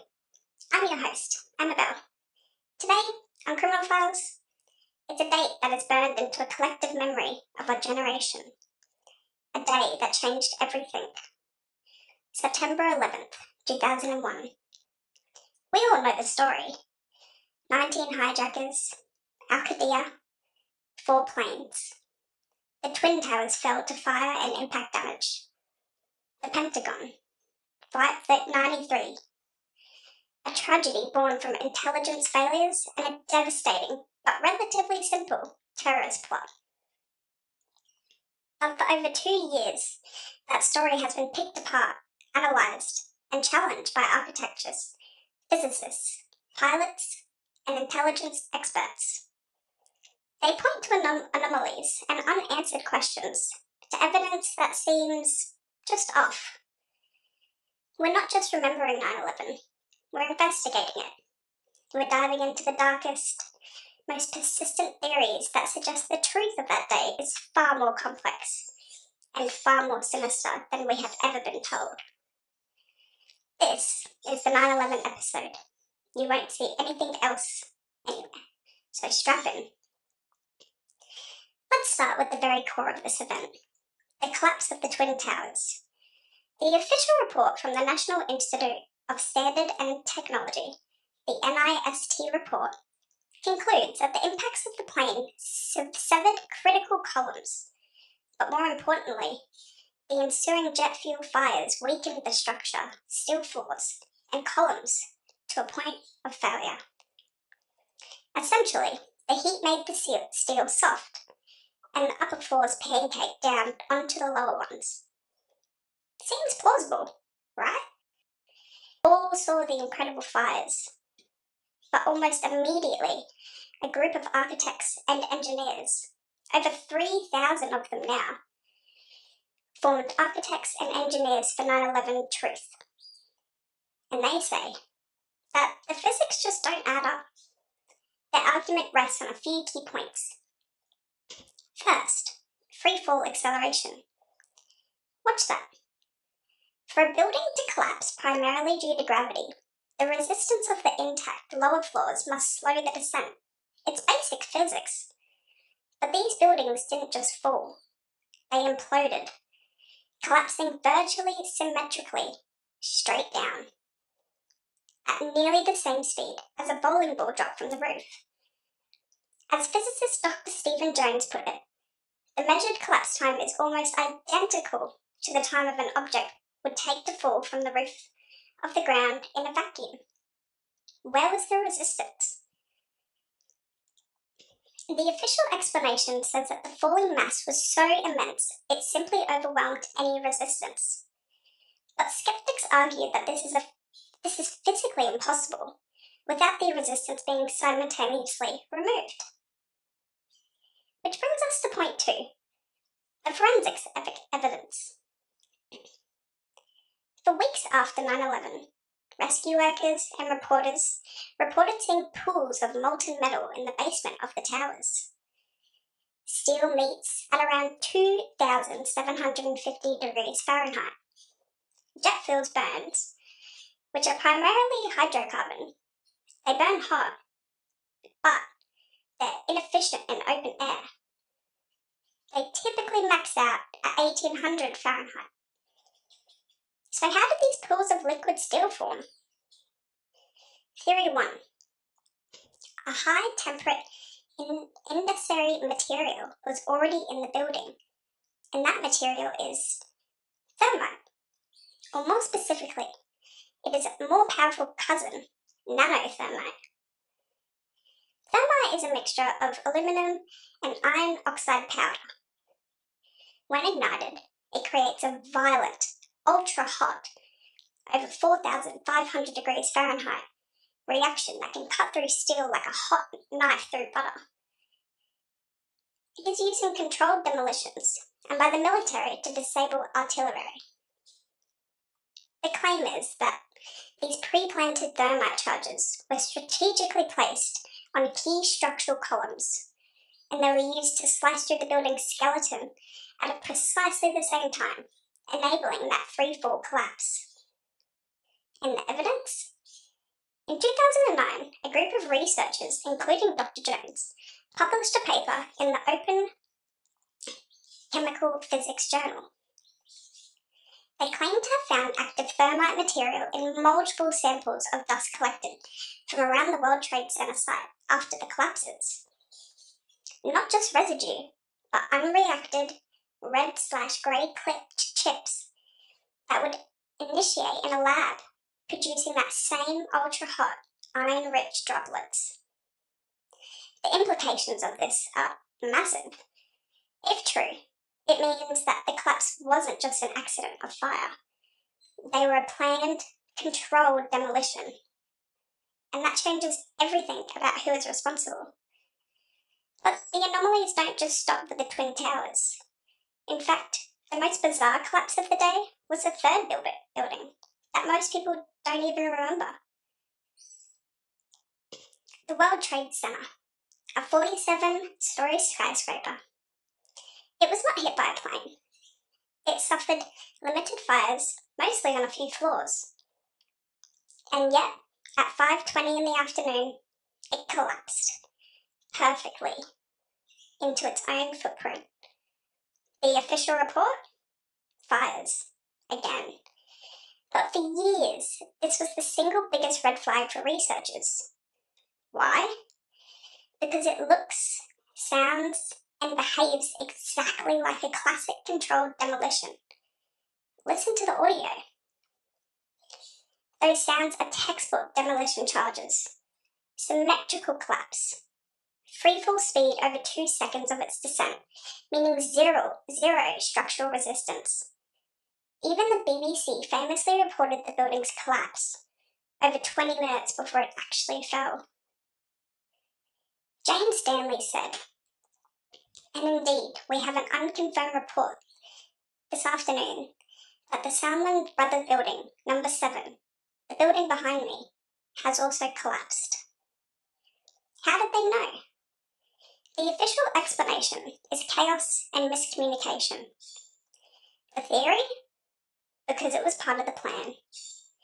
The demolition was scheduled, and someone in the news chain had the schedule. So why would anyone demolish the World Trade Center? The theory goes that it housed critical offices for the CIA, the SEC, and the other government agencies. It was, in effect, the command center for the financial world. Could evidence have been destroyed? Was it a way to cover other tracks? The questions are dizzying. But if the buildings were brought down by insiders, then what about the planes themselves? That leads us to our next theory, one that challenges the very footage we all saw. Theory 2, the no plane theory, and remote control. This is the most extreme theory, and it's often used to discredit all 9/11 skeptics by association. But its origins are worth examining. Proponents point to the bizarre way the plane seemed to morph into the building. They claim the aircraft doesn't look solid, that it's a computer-generated image or a hologram, and that a missile was actually fired to create the explosion. Mainstream debunkers, like the team at Popular Mechanics, have explained that this simple artifact of a low-resolution interlaced video trying to capture a fast-moving object. It's a compression glitch, not evidence of fakery. And of course, there's the overwhelming evidence of plane debris, passenger remains, and thousands of eyewitnesses who saw a commercial airliner. This theory is widely considered debunked. However, a more credible sub-theory is that there were no planes, but that the planes were not under control by the hijackers. This is the remote control theory. The official story says that Hey everyone, it's Nene here. Before we continue with the episode, I want to give a quick reminder that if you are interested to see more case files in VR chat, make sure to hit that subscribe button right down below. And be sure to turn that notification bell so you can get notified whenever Hayden upload a new video. Thank you so much. Enjoy the episode. Jackers, using only small box cutters, overcame the crew and passengers and manually flew the planes into their targets. But flying a large commercial jet, especially the precise high-speed descent into the first tower, is not easy. Could a novice pilot simply have accomplished this? This theory suggests that the planes were hijacked electronically. A system called Home Run has been discussed in aviation circles for decades. A system that would allow control to take remote command of a commercial aircraft in the event of an emergency. Was this technology co-opted? Was it used on 9/11 to ensure that planes hit their target with pinpoint accuracy, regardless of the skill of the men in the cockpit? It's a theory that's nearly impossible to prove, but it addresses the question of almost impossible flying skill that was displayed that day. And then there's the Pentagon. Theory 3. What hit the Pentagon? The official story, American Airlines Flight 77, a Boeing 757, was flown by hijacker Hayden Hanson into the western facade of the Pentagon. But the evidence of that scene has sparked questions for 20 years. In point 1, the hole. The entry hole in the Pentagon's reinforced concrete walls is, critics argue, too small. A Boeing 575 has a 1.5-foot wingspan and a tail over 40 feet tall. The hole that appears is no more than 75 feet across. So where are the wings? Where is the tail?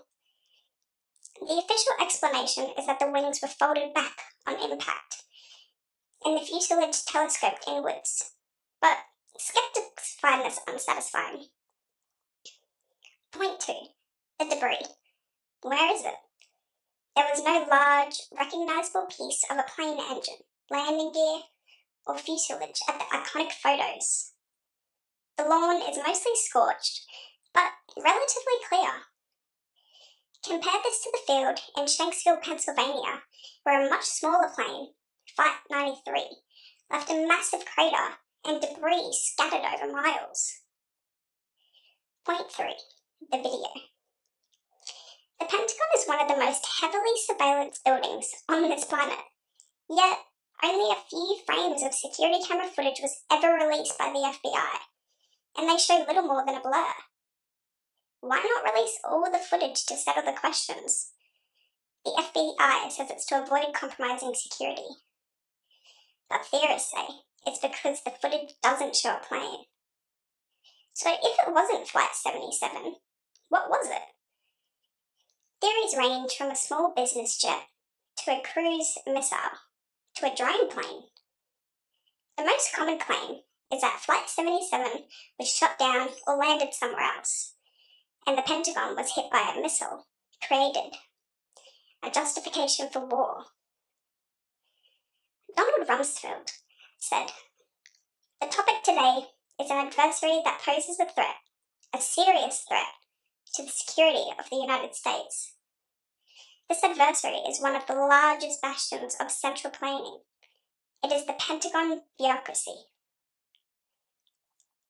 And here's a chilling piece of context. On September 10th, 2001, the day attacks, Secretary Rumsfeld held a press conference declaring war on the Pentagon bureaucracy. He announced that 2.3 trillion with a T, was missing from the Pentagon's books and could not be accounted for. Which offices in the Pentagon were hit? The Western Wedge, which nationally housed the Naval Command Center, and crucially, the office of the DoD Financial Comptroller. The very people who are trying to track down that missing money. Coincidence? Or the reason that wing was targeted? Which brings us to our most cold-blooded theory of all. The idea that people in positions of power not only allowed this to happen, but actively orchestrated it for a desired outcome. This is the inside job. Within this umbrella theory, there are two main camps. LIHOP, let it happen on purpose. This theory posits that various intelligence agencies, like the CIA, FBI, and NSA, had specific and credible intelligence about the impending attacks, but were deliberately ordered to stand down, to let the atrocity occur. Why?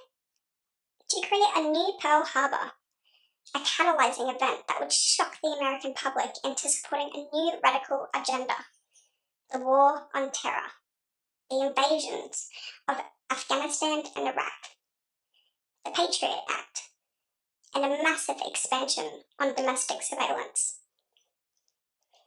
And then there's theory 2. MIHOP, make it happen on purpose.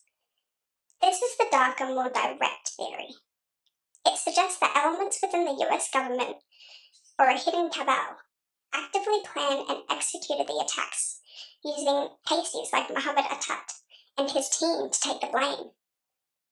This theory often points to the demolition evidence, the remote control idea, and the Pentagon mystery as proof of direct inside involvement. And then there's the financial evidence that always comes up.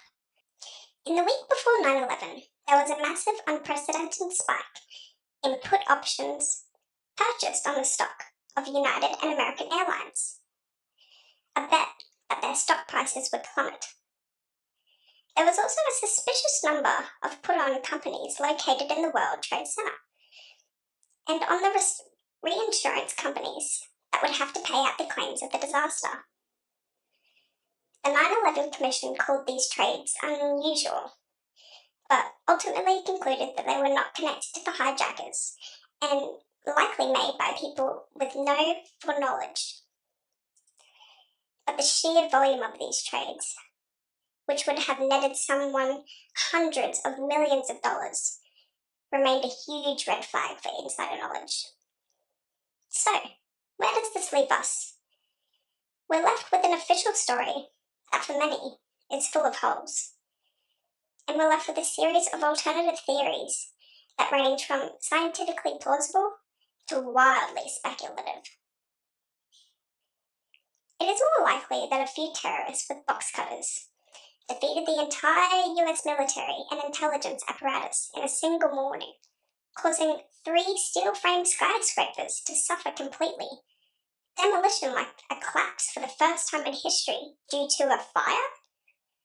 Or is it more likely that the elements of this attack saw a catastrophic attack as a necessary evil to achieve a much larger geopolitical goal?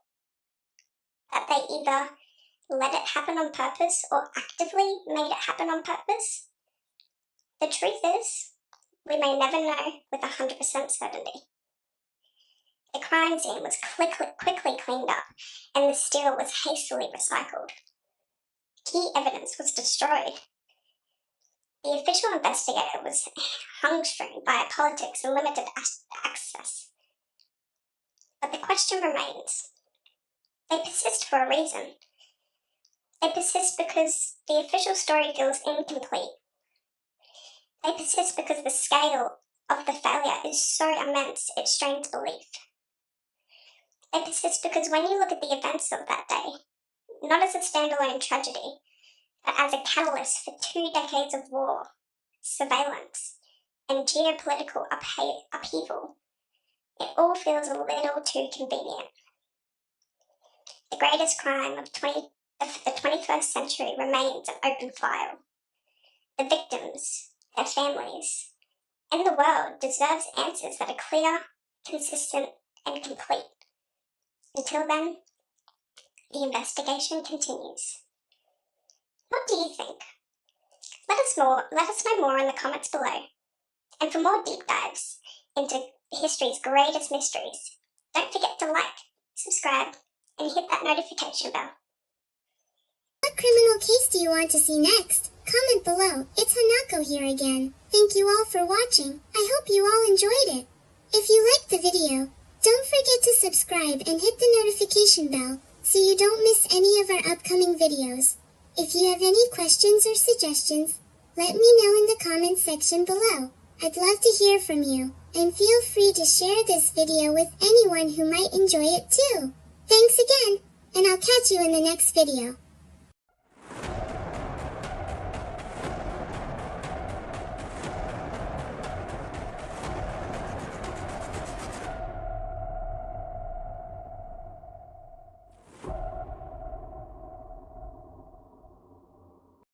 Welcome to Criminal Files, where we dive into the most infamous crimes, conspiracies, and criminal mysteries in history. I'm your host, Sleeping Beauty. Today, on Criminal Files, we're pricking our finger on the thorny case of Elizabeth Bathory. We're going to separate the blood from the bloodlust, the facts from the folklore. Let's get into it. You know me. I'm familiar with the story about a noble woman from a forgotten era, a curse, and a narrative that has been spun for centuries. So trust me when I say, I know a fairy tale when I hear one. And the story of our subject today is one of the darkest fairy tales ever told. Countess Elizabeth Bathory, the Blood Countess, accused of torturing and murdering over 650 young women in the early 1600s. Her story is a cornerstone of true crime. It's got everything. A dark castle, whispers of witchcraft, and the infamous, gory detail that she bathed in the blood of virgins to stay young forever. I mean, come on. That sounds less like a historical record and more like the plot of a heavy metal album. But for 400 years, we've accepted it. We've made her a monster.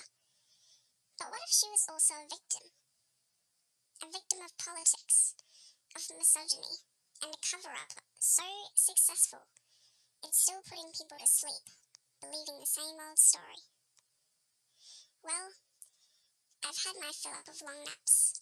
It's time to wake up and investigate. First, we need to set the scene. It's the late 1500s.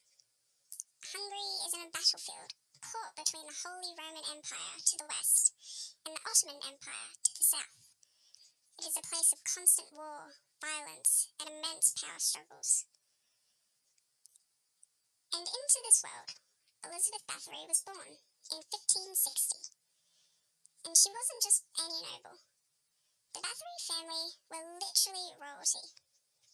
Her uncle was Stephen Bathory, the King of Poland, and the Grand Duke of Lithuania. She was educated and fluent in multiple languages, which was rare for a woman at the time. And she was married off at 15 to a powerful military figure, Ferenc Nasady. Ferenc was known as the Black Knight of Hungary for his brutal tactics against the Ottomans. By all accounts, this was a power couple. While Ferenc was off at war, Elizabeth was left to manage her vast estates, a small empire of castles, land, and villages. She was essentially a CEO, a judge, and a banker rolled into one. She was a formidable woman in a world that was deeply terrified of formidable women. Now this is where the official story begins. After Ferenc's death in 1604, the rumours started. Whispers from her estate, from the village of Katchitz, where her favourite castle stood. Whispers of missing young peasant girls. Whispers of cruelty, of torture, of dark practices within the castle walls. These stories are graphic. I'm going to give you a quick content warning here. The alleged methods include beating, burning, freezing, starvation, and needle torture. According to the testimonies later gathered, her inner circle of servants helped her lure young peasant girls and serving women for these brutal sessions. But the big one, the detail that launched 1,000 Gothic novels, is the bloodbath. The story goes that a young servant girl accidentally pulled Elizabeth's hair while brushing it. Elizabeth struck her so hard she drew blood, which spattered on Elizabeth's hand.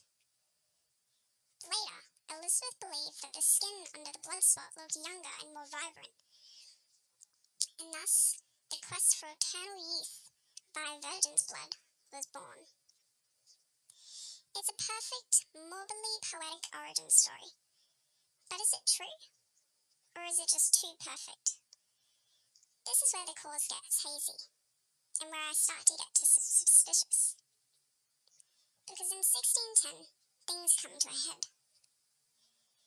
King Mathis II of Hungary, who owned the Bathory family a ton of money, sent his palatine, Gorgi Thurzo, to investigate. Thurzo moved fast.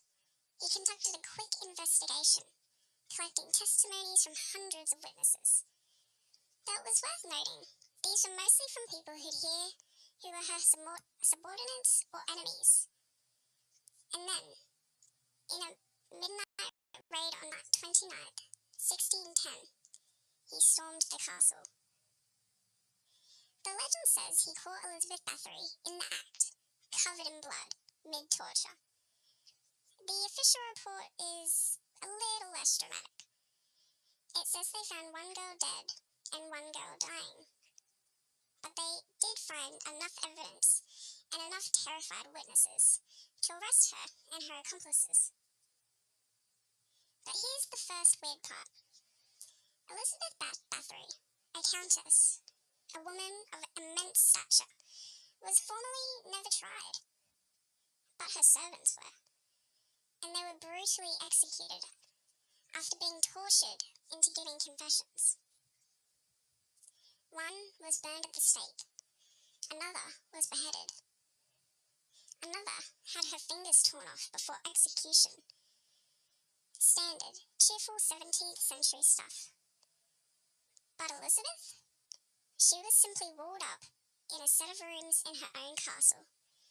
No windows, just small slits for her food to be passed through. She lived like that for 4 years, until she died in 1614. But why no public trial for the main event? The biggest serial killer ever. Why hide her away? The official reason was that they were to execute a noble woman of her stature, would bring shame upon the atrocity. But I'm not buying it. That's the weak tea of excuse. When a story doesn't add up, you have to look for the motive. And that's where the theories come in. Theory 1. The monster. Let's start with the official story. Theory 1. Over 300 witnesses described the atrocities. The diaries, allegedly kept by Elizabeth herself, listing the names of over 650 victims. The stories are consistent and horrifying. Proponents of this theory argue that her birth, her privilege, and the constant violence of her era. Her husband was a famously cruel warrior, after all. Desensitized her. She saw peasants' girls as disposable, less than human, and merely tools for her amusement and quest for her eternal beauty. The blood bathing, they argue, could have been a twisted form of sympathetic magic. She believed in the power of blood. It's not that far-fetched for the time.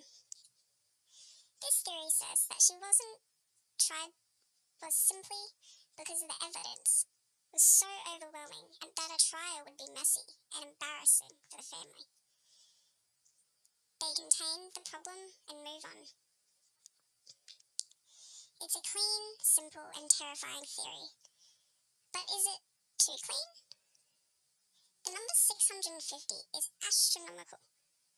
There's a rating of killing that would be logistically insane to maintain for years without everyone in a 100-mile radius knowing about it.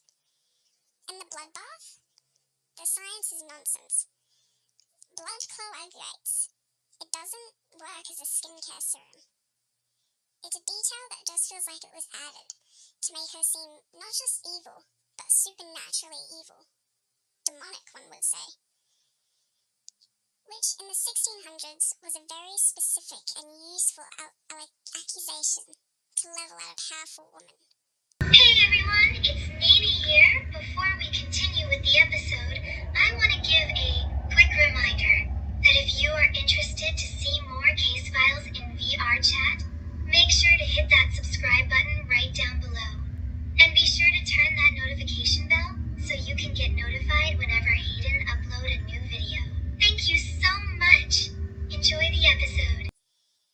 Which brings me to the theory I find a bit more compelling. Theory 2. Elizabeth Bathory was a victim of political assassination. Let's look at the facts. They don't always lead within the storybooks. Fact. Elizabeth was incredibly wealthy. Fact. Her husband, Ferenc, had loaned a massive sum of money to the crown, the King Matthewson himself. Fact. When a nobleman died, his wealth passed on to his widow. Fact. If that widow was found guilty of crimes against God and man, her wealth could be seized by the crown, and that would mean the debt would be wiped clean. Do you see it? The motive is right there. King Matheson was in deep debt to a dead man's estate, an estate controlled by a formidable, politically connected, and independent woman who had no intention of letting that debt slide. But how do you take down a woman that powerful? You can't just accuse her of stealing. You need something bigger. You need something that turns everyone against her. You need to make her a monster. So you send your man, Thursday. You collect testimonies, In a time of immense class strife, it wasn't hard to find peasants willing to testify against a cruel noble, especially if there's any truth to the rumours of her harshness. You torture her servants until they confess to anything. You fabricate a sensational story about bloodbaths, a story so shocking it overshadows everything. You create a legend, and in doing so, you achieve these three things. You erase your massive debt, you seize all of her land and wealth, and lastly, you remove a powerful, autonomous woman from the chessboard. It's a perfect win. The bloodbath story isn't just a horror detail. It's a strategic piece of propaganda. It dehumanizes her so completely that no one would ever question her punishment or feel sympathy. It's much easier to wall up a demon than it is to execute a sophisticated businesswoman you owe money to. This theory explains the lack of a trial. A trial would have given her a platform. It would have allowed her to defend herself, to call witnesses, and to perhaps reveal the truth about the king's finances. They couldn't risk it. So, they presented a fail accomplice. The monster has been captured and contained. The problem solved. Now, about that deed to the castle. Theory 3. The complicity. But maybe the truth isn't so black and white. Maybe it's a deep, deep red shade. Theory 3. The kernel of truth theory. This theory posts that Elizabeth Bathory was almost certainly a harsh and cruel noblewoman. Life was cheap, especially lives of peasants. She likely punished her servants brutally, that they were tragically not uncommon for the era. Perhaps girls did die under her care due to abuse or neglect. The rumours started because of this. The stories began to circulate, and her political enemies, and there were many, saw an opportunity. They took those kernels of truth, those terrible rumours of a cruel mistress, and they amplified them. They weaponized them. They added the satanic elements, the bloodbaths, the astronomical numbers, turning a brutal noble into a heroic fiend to ensure her complete and total destruction.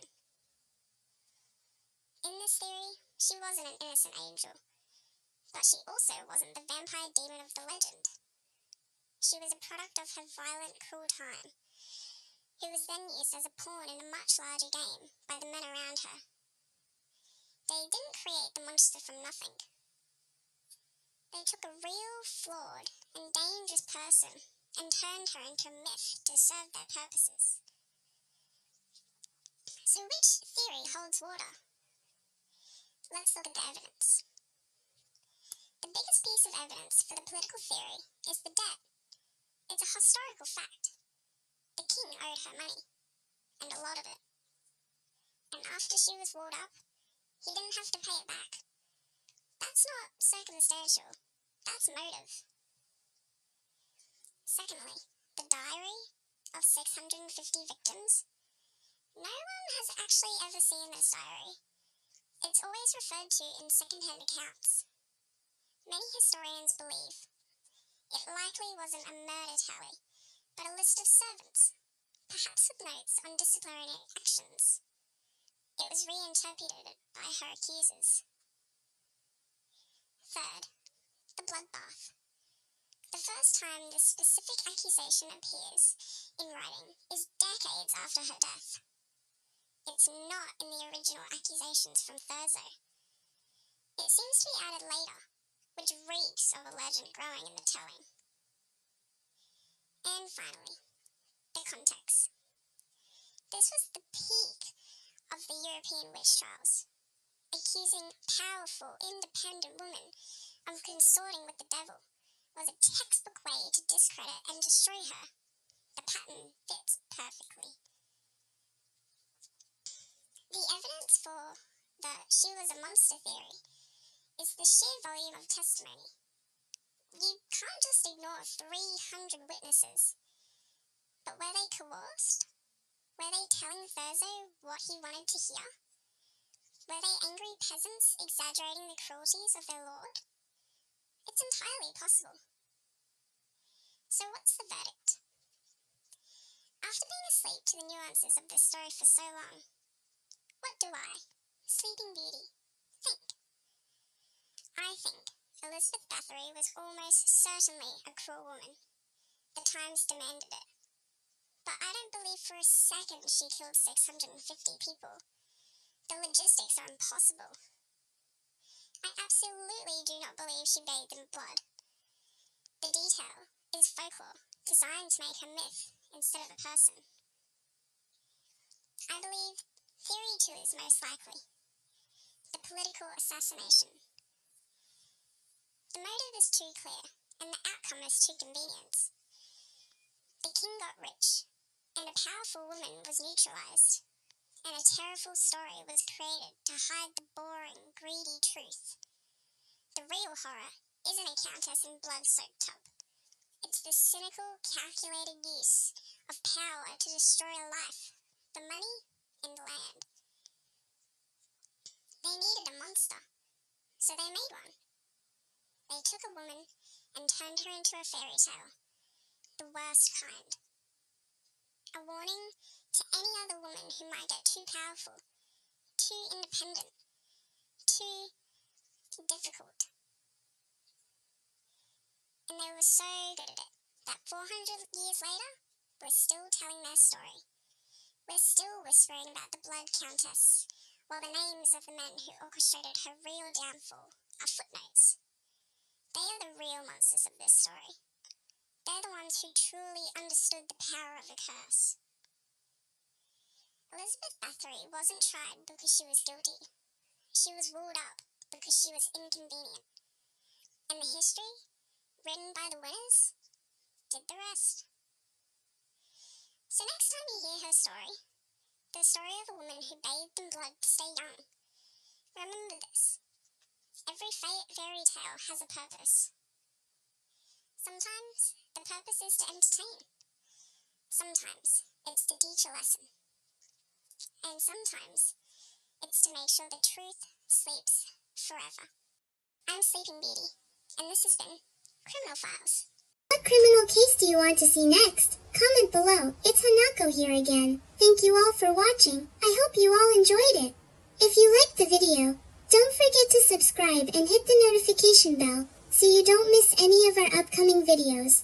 If you have any questions or suggestions, let me know in the comments section below. I'd love to hear from you, and feel free to share this video with anyone who might enjoy it too. Thanks again, and I'll catch you in the next video. Like the video, go ahead and give it a thumbs up. Subscribe for more awesome content, and don't forget to leave a comment with your thoughts.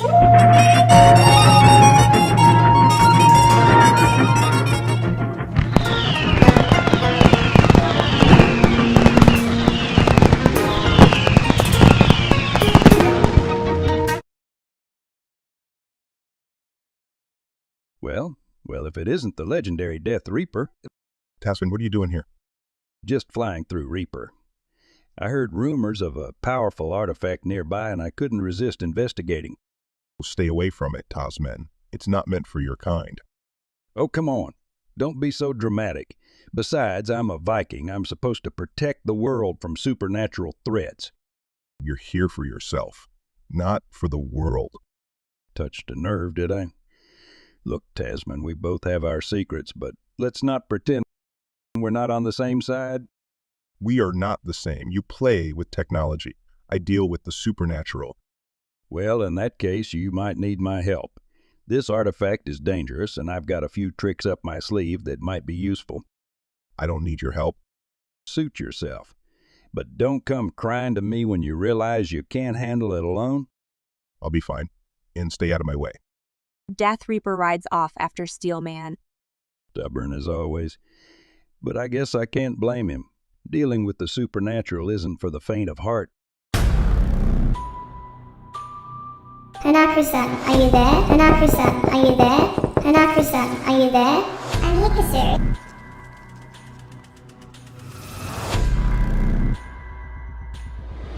And you there, thanks for watching. If you liked the video, go ahead and give it a thumbs up. Subscribe for more awesome content and don't forget to leave a comment with your thoughts. See you next time. Demon, chicken, wormholes, demon, chicken. Yeah, it's tasty as hell. Oh, mamacita, now you're ringing the bell. Fire and juicy, now you're having much.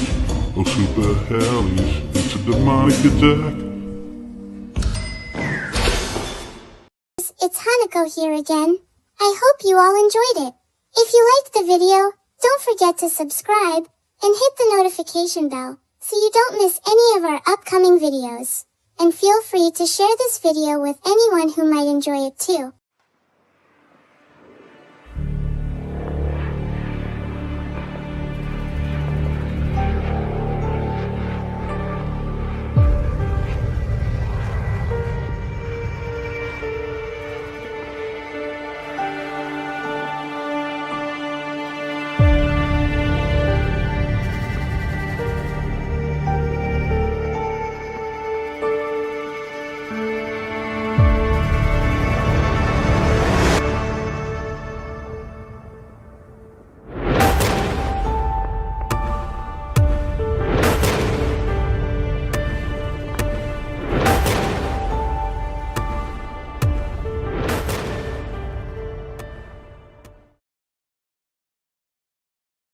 I'm Hayden.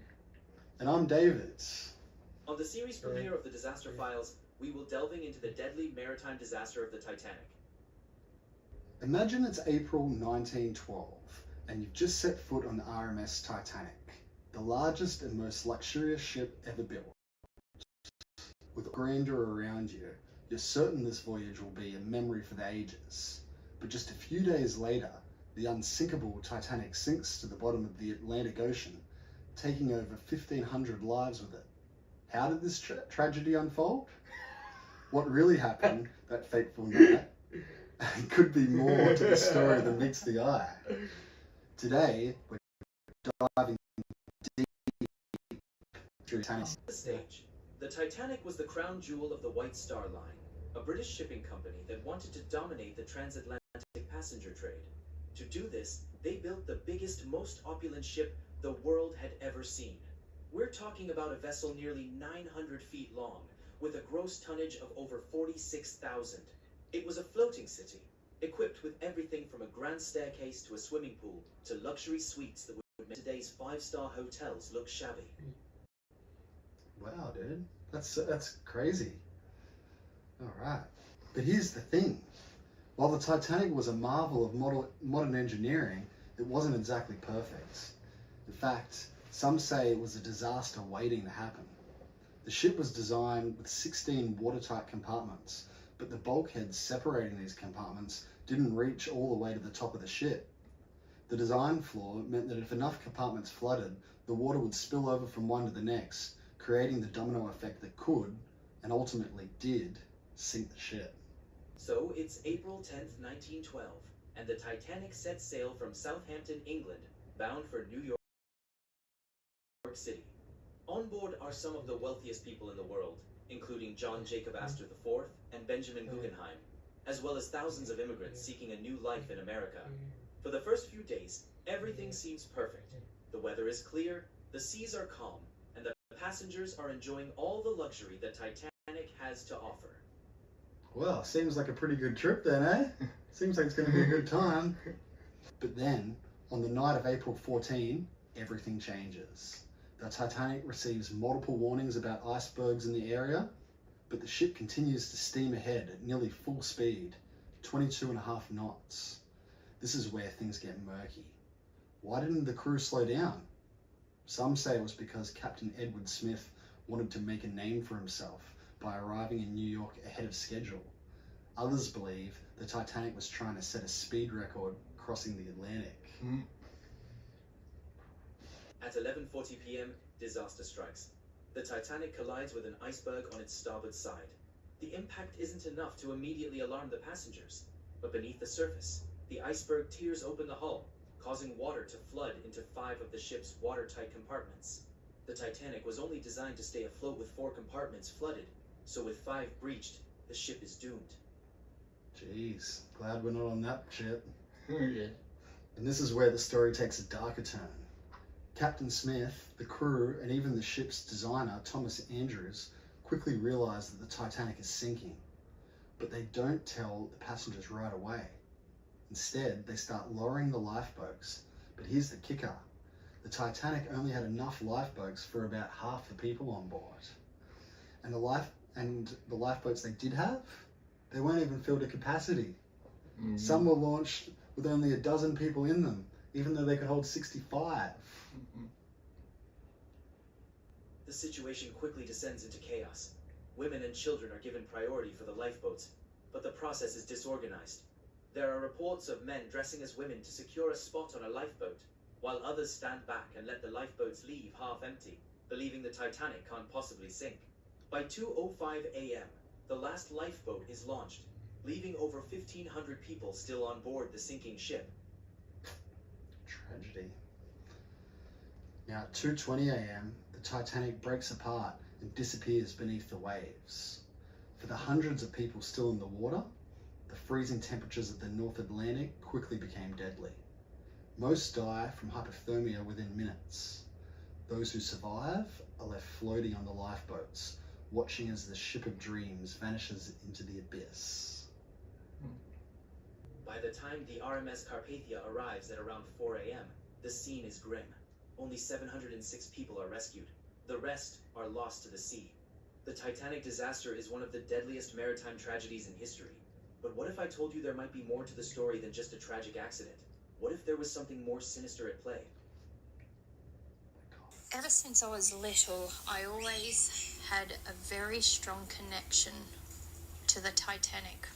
Every single picture, every single photograph, a doco, dreams, flashes that I would have about being on the Titanic took me back to that very moment, the feeling, the coldness, the looming, and the fight for survival. The majestic of that boat, I see it and I still watch it go into the water on shows that talk about the Titanic, and I get this goosebump feeling of travelling to New York and the excitement about going to America to start a new life. Those memories got deeper and deeper. Every year on April 12th, I would wake up in this freezing cold panic. For many years I did this, for many, many years, and it would take me back to that very moment of when that ship went down. I believe I survived the Titanic, and when I was about 16, I had this memory that my name was Amy, and I was a second-class citizen. And what I did is I actually did research into it. I remember going to an exhibition at the Brisbane Museum, and I was looking through the list, and lo and behold, there was a lady called Amy Stanley who survived the Titanic. What I later found out is that there was a necklace that was recovered from the Titanic, and it had Amy on it. And it is the exact same way that I would write my name, with the curls, with the A and how the Y curled around. It was hauntingly similar. She ended up surviving, remarrying in America. She died in 1955, and that is my memory of... That's right, folks. There are a lot of conspiracy theories surrounding the Titanic. Some of them are pretty wild. But hey, this is Disaster Files, so let's take a look at a few. One of the most popular theories is that the Titanic wasn't the Titanic at Alit, was actually her sister ship, the RMS Olympic, in disguise. According to this theory, the Olympic had been badly damaged in a collision the year before, and the White Star Line swapped it with the Titanic as part of an elaborate insurance scam. The idea was that they would intentionally sink the damaged Olympic, disguised as the Titanic, and collect the insurance money. It's quite a scam they got going there, Hayden. Yeah. Wow. Sounds crazy, right? Yeah. But you know, there's some evidence to back it up. For one, there were some subtle differences between the Titanic and the Olympic, like the number of portholes. I can't read it again. Stuffed it. Portholes. Sounds crazy, right? Yeah. But there's some evidence to back it up. For one, the subtle differences between the Titanic and the Olympic, like the number of portholes on certain decks. Some people claim the photos taken before the Titanic set sail show a ship that looks more like the Olympic than the Titanic. What? And get this, several crew members who were supposed to sail on the Titanic suddenly cancelled at the last minute. Do they know something we don't? Think so. Another theory suggests that the Titanic was sunk to eliminate opposition to the creation of the Federal Reserve. Some of the richest men in America were on board the Titanic, including John Jacob Astor IV, Isidor Straus, and Benjamin Guggenheim. All three were opposed to the creation of the Federal Reserve, and all three died in the disaster. According to this theory, the Titanic was deliberately sunk to remove these powerful men and pave the way for the establishment of the Federal Reserve. That is quite the coincidence, Hayden. Sounds a little sus. Let's keep digging. And then there's the mummy's curse. You heard this one? No. Well, guess what? According to a legend, a cursed Egyptian mummy was being transported on the Titanic, and its presence brought doom to the ship. The so-called unlucky mummy had a reputation for causing disaster wherever it went, and some believe it was responsible for the sinking of the Titanic. Of course, there's no solid evidence that the mummy was actually on board, but it's a fun theory to think about. Yeah. Conspiracy theories aside, there's no denying that the Titanic disaster was a perfect storm of bad decisions, human error, and sheer bad luck. The ship was traveling too fast through iceberg-infested waters, the crew was slow to react, and the lifeboat situation was a complete mess.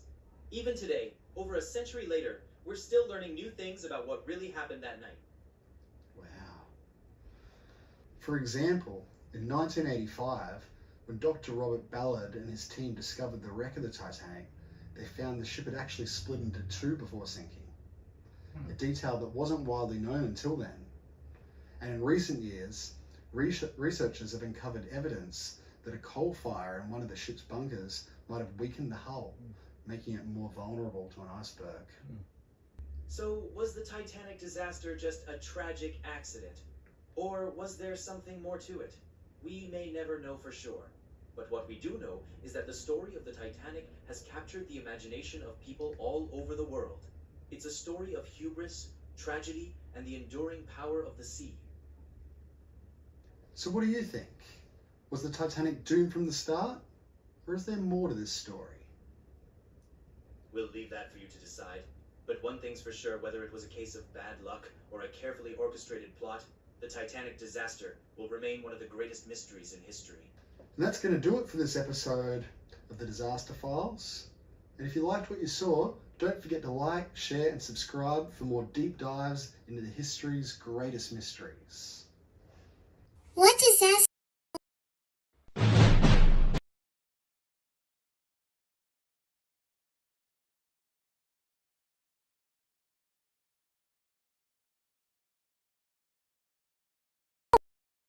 Quick, probably. You're staring again. Makes me feel all warm inside. This mask, it smiles for me when I'm busy. Don't worry, I'll be quick, probably.